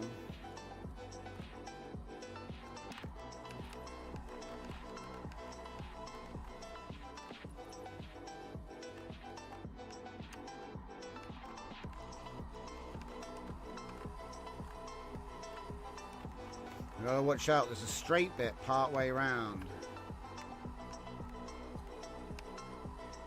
And oncoming traffic on the other side. Ah, I lost it. You son of a...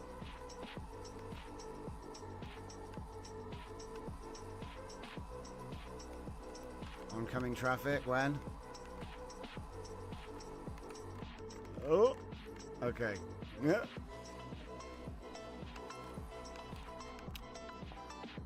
But yeah, going back to like recent releases and whatnot, there's been a whole bunch of little like websites and everything on the inside line, as usual. Mostly we were just messing around with Riemann zeros and inverting Mobius to discover primes. That's fun. But to be honest, I think the most valuable stuff was in the writer's tools.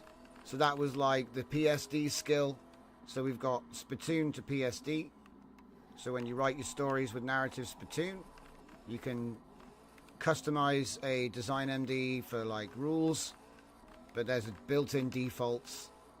And you can, you know, put all of your stories to print, which is nice. And then I made 2 more skills. PSD Sanity, not PSD, PDF Sanity, which basically just checks that, you know, there's no repeated pages or,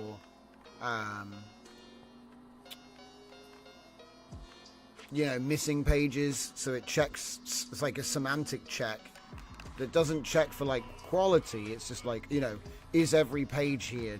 Does it make sense, right? Have you repeated the same chapter twice? This kind of stuff. So it's more like a edit quality type check. And then also I got PDF Binder, which is essentially just a PDF concatenation skill. That's all. So you can say, I want you to join this bit with this bit with this bit, and it will bind them into a single PDF. That's the idea. So that way, if you've got like an insert that you put in at the beginning of all your books, you can just use the same one every time. Saves a lot of time. It's like introductions and forward, backward, that kind of thing. So I think they're probably some of the most valuable new skills that came out. But if I'm being honest, the skills are just a thing that the agent uses now, and the agent can write his own skills. So the skill that your persona will have more skills than you have very quickly, because he'll be writing his own skills for anything. I suppose it depends how much you use the damn thing, right? But if you actually use it, it'll be constantly saying, oh, I need this, I need that. And then also he's able to like evolve the tool. So if it's not even working that well, he's gonna go ahead and, you know, write a plan to improve it. Oh, I want to stay off the freeway, man. I'm enjoying the car. I'm enjoying the twisties. This is not a good place to be. I'm on the wrong side of the road. Oh no, there's a race, street race. You goddamn street races. I'm the one that's going down the wrong road. But yeah, I enjoy driving around this fully realized, Tokyo.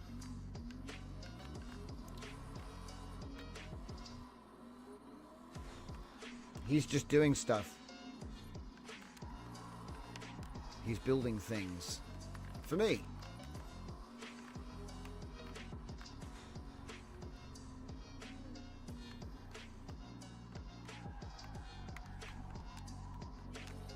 I need to roleplay Max.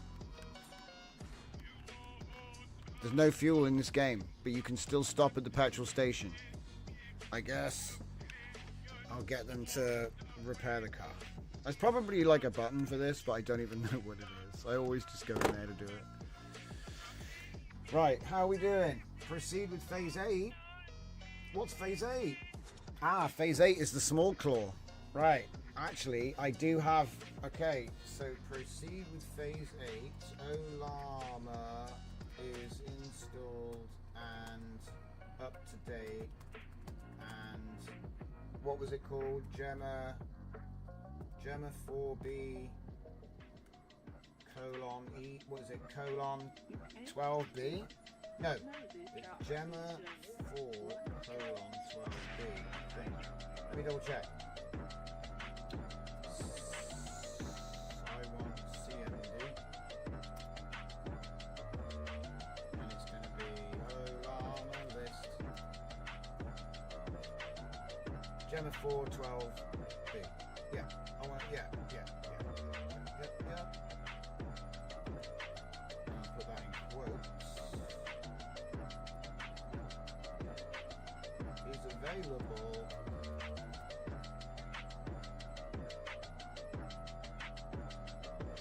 Oh boy, it's exciting. My God. Hang on. Can I should have this on. Is this on? No, it's not. Put it on remote control. Get Claude open. Oi, Claude. You've got to do some work. I bet it's out of date. It's always out of date. Yep, it's out of date. Of course it's out of date. Of course.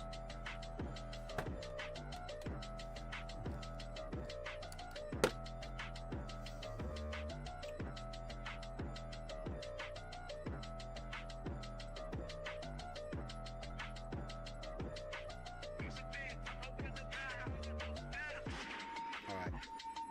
Keep it moving. Oi. What the heck? I think I need a new mouse in the office. No? What's going on here?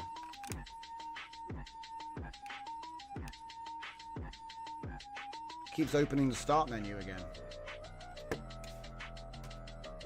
Weird.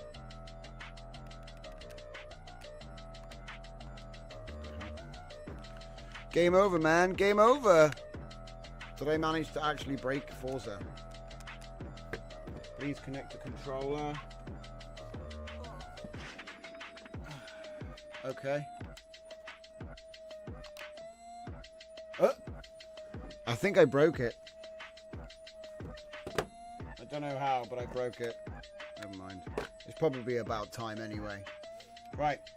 Let's see what I was doing here. Get rid of this. Because it's clearly nonsense, right?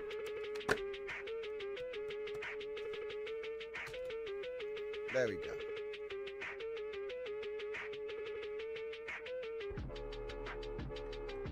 Welcome back. Here we go.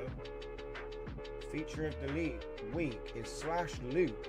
Run a prompt or / command on a recurring interval. Look, guys, it's yesterday, but it's just called loop because that's what that is.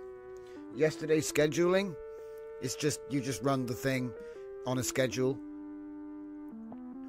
So yeah, feature of the week, guys. It's probably been in Claude forever, but nobody reads the patch notes, you know what I mean?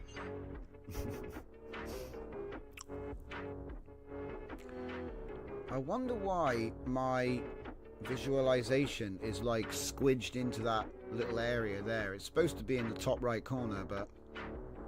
And there's no way you can read that. It's turned into like the accretion disk of a black hole. Like everything that I've said tonight is just slowly orbiting around my voice. So I think what I'll probably do is put like a decay time. So that, I don't know, like what's happened is they're living forever. They should decay every 5 minutes or something, you know, like the oldest thing should be fading away. But it doesn't, so I'll get them to repair the car, I said. Look at what on earth is all that. That's crazy. Okay. I mean, and also the other thing is sometimes you just can't read it, can you? You just can't read the text. So I'm going to have to come up with a slightly different approach to that. Anyway. So looking at what he's saying here. So this is the unified version, the new, like you could call it Crab V2 to be honest, but because there never has been one, it was a prototype that I built. So the prototype is complete, so I know it works. But putting it all together, it's on a different machine as well, obviously. I'm using the remote to look at this. But as you can see here, the crab is now built. It wraps the core. Can I get rid of this? A bit more space. No. Yes.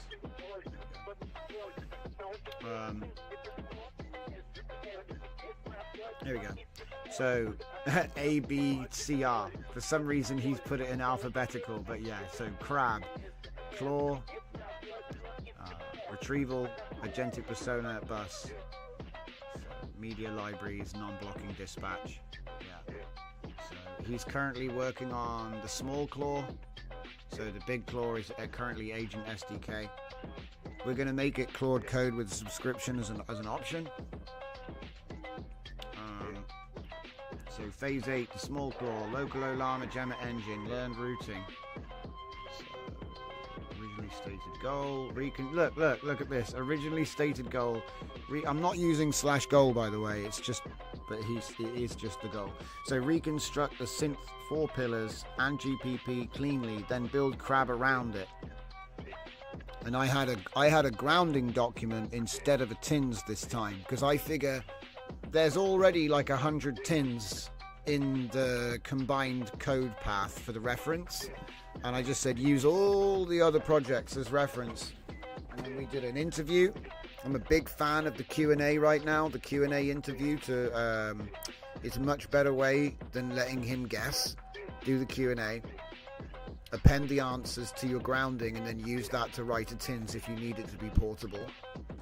To be honest, if you're using Opus 4.8, he already does tins without being asked now. I mean, maybe that's just my installation, but I did ask him about it, and he did directly say it, So let's see what he's doing here. Phase 8, live Ollama, Gemma 4, 12B, small claw, wired into the claw. So light work routes to the local model, and big, small fallback is genuine, plus a learned routing ledger. See, that's the thing. That's the big new thing, which is the unification allows me to have it all in the same place. And so that means I can actually have the small claw learning with what it's supposed to do.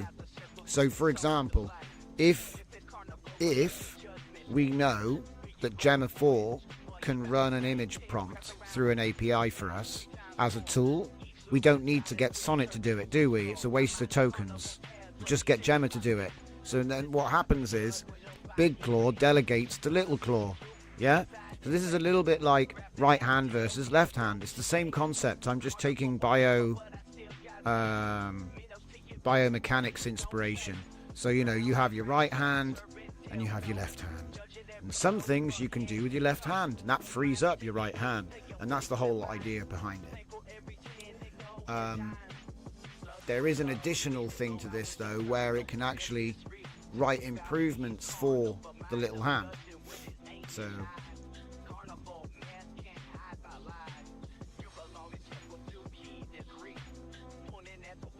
makes me think about as well the idea of when you use a hand drill, you hold it with both hands.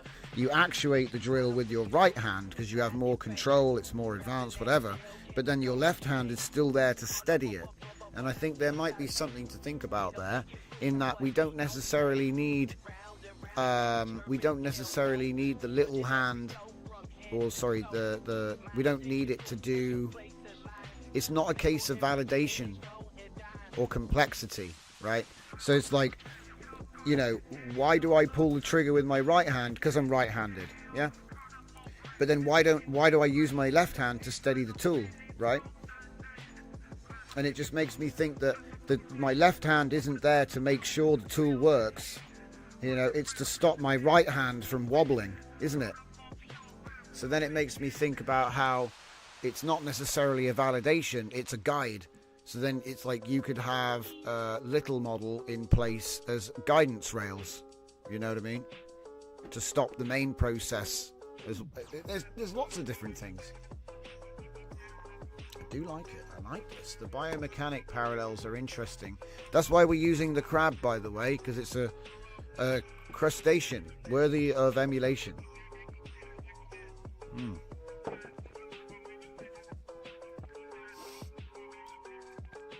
Offline 7070, now the live suite. Wow, he's going to do the live suite now. Hang on. Oh, wait, it's not on this computer. I was going to open up the system panel. So what's he saying here? Build real small claw. Not a mock small claw, not a fake small claw, but a real small.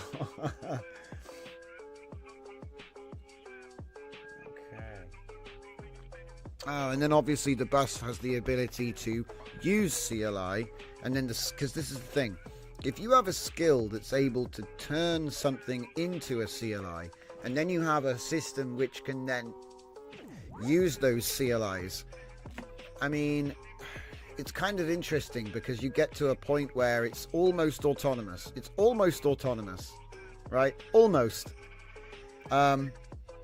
And so, yeah, motor memory is an interesting new experiment, like I say. So it's like, what did the tools do, you know? Which tools do I use with which hand?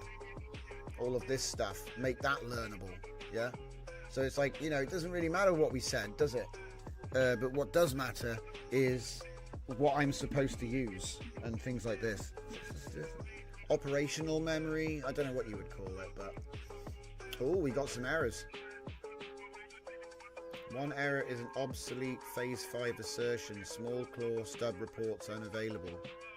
The small claw is real now. Oh, right. So it failed because I hadn't built this yet. Okay. Interesting. Okay, so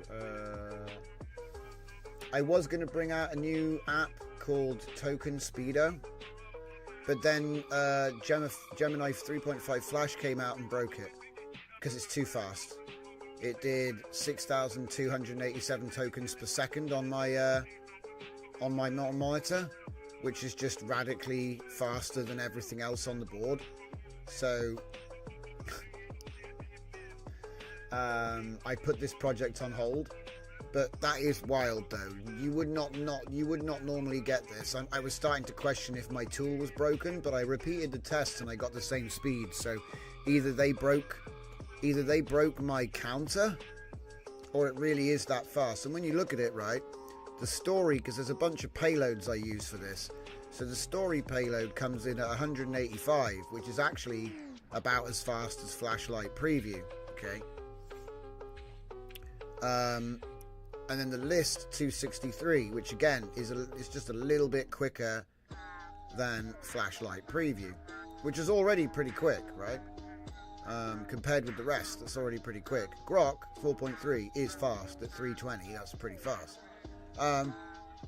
But that's on story writing. When you look at code writing and recursive, see, I got two payloads for this, because we do all four basically to get an average benchmark or something like this. Or I think it's using the top here. But yeah, essentially what it did was it broke it. 6,000. I was like, what? My gauge only went up to 1,000. So as you can see, it completely broke the... Because they have like a replay and stuff. It's kind of cool. But it broke the whole... It broke it. See, that is actually the Haiku 4.5 readout. But this one is... Like, just... Wait. Oh, wait. Is it not? No, wait. See, that's not getting to 6,000.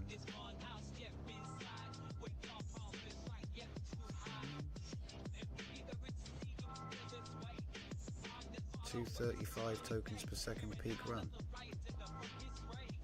Yeah, I've got some code not right. Something's not right.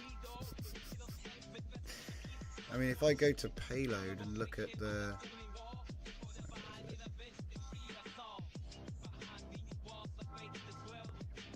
3.5 flash, yeah, go on this one. See what I mean? It went peaked and then it dropped. So it's like, I think something broke. Something broke.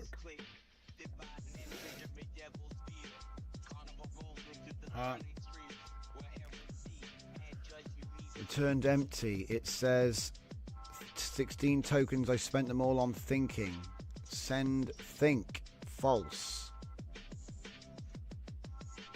Oh, okay. So it's a thinking model. Right. Gemma 4. See, I was trying to work this out, right?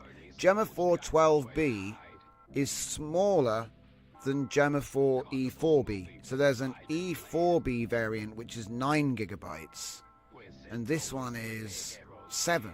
So it's weird. I thought it would be bigger, but it's actually smaller.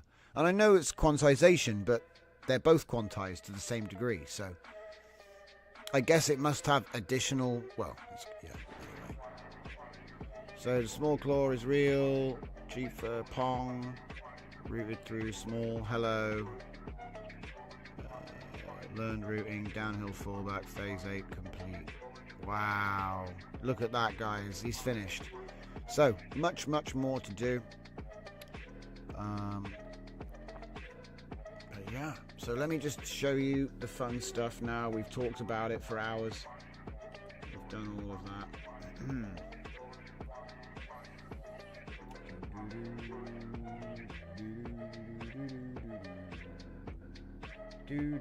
Oh yeah, we updated the ancient apple tree, got an update. So JWST data came out. I also used something called Zero CSS to restyle the site into a different shade. So everything's like different colors. Not the images though, they were generated. Let's see. Yeah. So yeah, we've got the data now. So here's the claims. So the study, these studies, all of these studies here confirm the analogy by observation. So I mean, look, it's like it's just like a guess, I guess. It's an educated guess, but the observations are starting to prove this one out a little bit more, which is kind of interesting. So yeah, that was a cool update. The idea is that this dissolves the Fermi paradox by just saying the universe is bigger than you think, and it's actually connected like a big tree, and we can't see it because it's so big, we just can't even see it. Which maybe sounds simplistic, but then you don't need any of the doom and gloom answers. So it's actually a positive postulation, as you would say. But there's much more interesting at much more information at scuffedepoch.com/ancient-apple-tree. It's just one of my many studies which I've done for fun. So let's get back to the main crabbage. So obviously, how was it done? It was done in the same way as Salt Rider. And in fact, let's look at the Salt Rider one first. Oh wait, that's not the full video. Hang on. Here's the full video. So we have the Landmark Crab Kingdom release. I'll cut the music. So this would be the first one, and it's done by 8s in 8s. So I don't know if you noticed, but the storyboard skill which I released, it does have 8. It does 8 scenes. Okay. This is just an intro I made.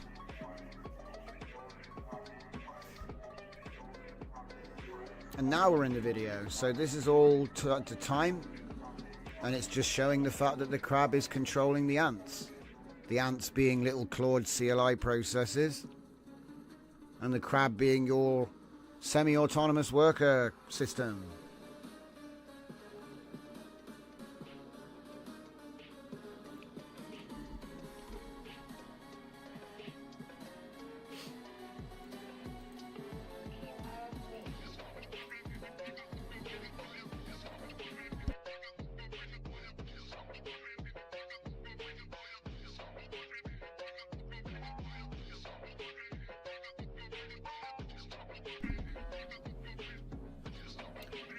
And that one's up on YouTube if you want to watch it in full.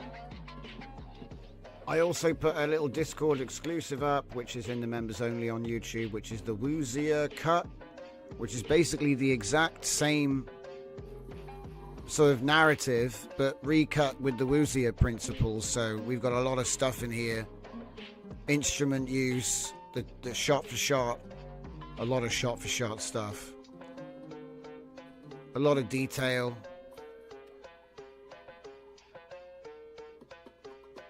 That's not me disappearing there.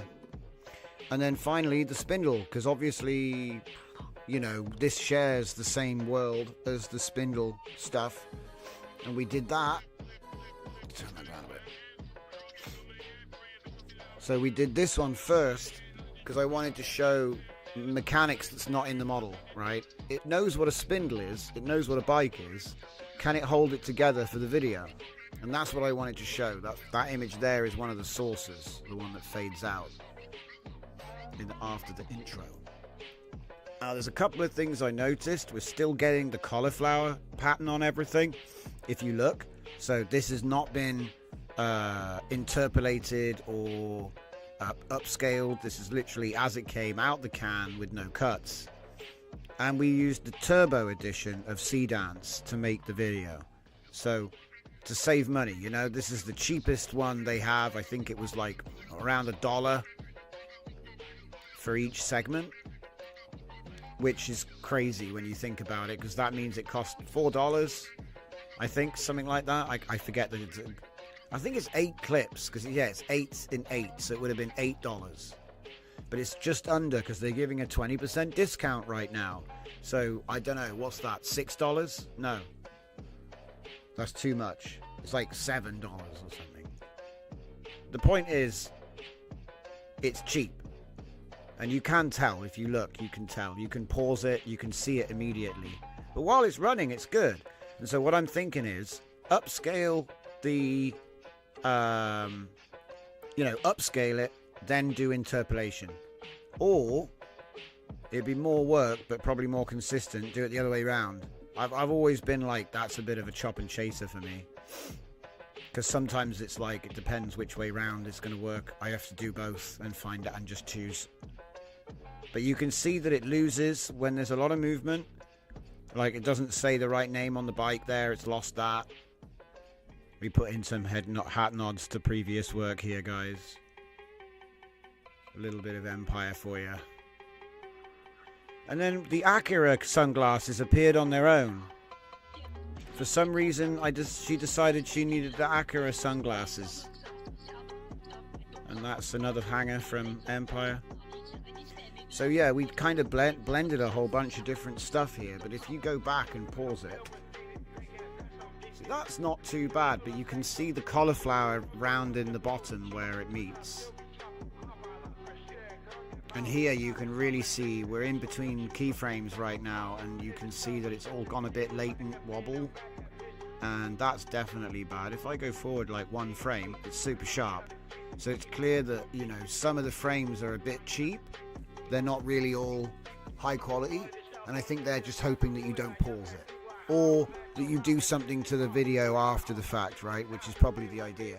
If you wanted to go full quality and just have it all look good straight out the can, it's going to be 4 times the price. So, and that makes sense when you think about it, because that's like upscaling every frame, isn't it? That's what they're doing. All right. The jury's out on whether doing external upscaling is going to be better than doing it in their model. I can't tell you, I haven't done enough testing, but look, you can see here, there's the cauliflower that you get with all video models right there. You can see, if I just see that. I hope that YouTube is able to actually like decompress this and show you what I'm seeing, but see how she's getting closer, but it's always kind of bad. Even this is actually kind of bad. I mean, this is all good. Everything else is good, but this... I mean, it's usable. Look, that's perfectly fine.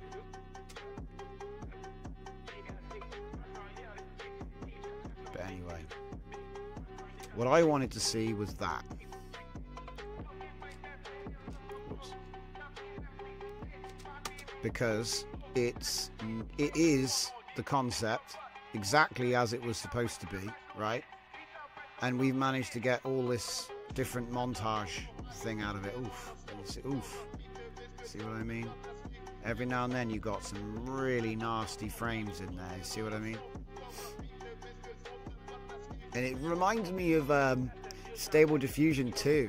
I don't know if you guys remember but SD2 and SVD, the early versions, it looks a bit like this. It makes me wonder if they just like have a really good fine tune of SVD and that's what they call it, you know. Okay. I think one thing I did was I did release a little video for fun just before the stream. Hell yeah, we're gonna have a full length. There's a full length version of this. So he is just destroying my token budgets right now. The crab devours all the tokens.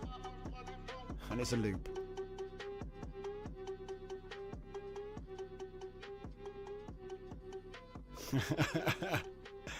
So I just want to show, like, this is the sort of stuff we can have fun with now, because it's very easy. Very easy. Very easy. Some stuff doesn't link, but we're getting closer. That's right, Zeus. That's what I'm aiming to do here is take the concept of GPP and wrap it in the concept of the crab. Now the crab he's simple. All he has is some claws, and all he can do is move around, right? We give him the ant swarm to get away from the fact that he's not a full robot. But one day, one day. I think that's pretty much me. I think that's me, guys. Thanks for joining me tonight. It's been a blast, as it always is. I do enjoy it. Like I say, we do these little hangouts, which has always been fun. And we'll be back next Sunday. So what is it? 8 o'clock next Sunday? No, yeah.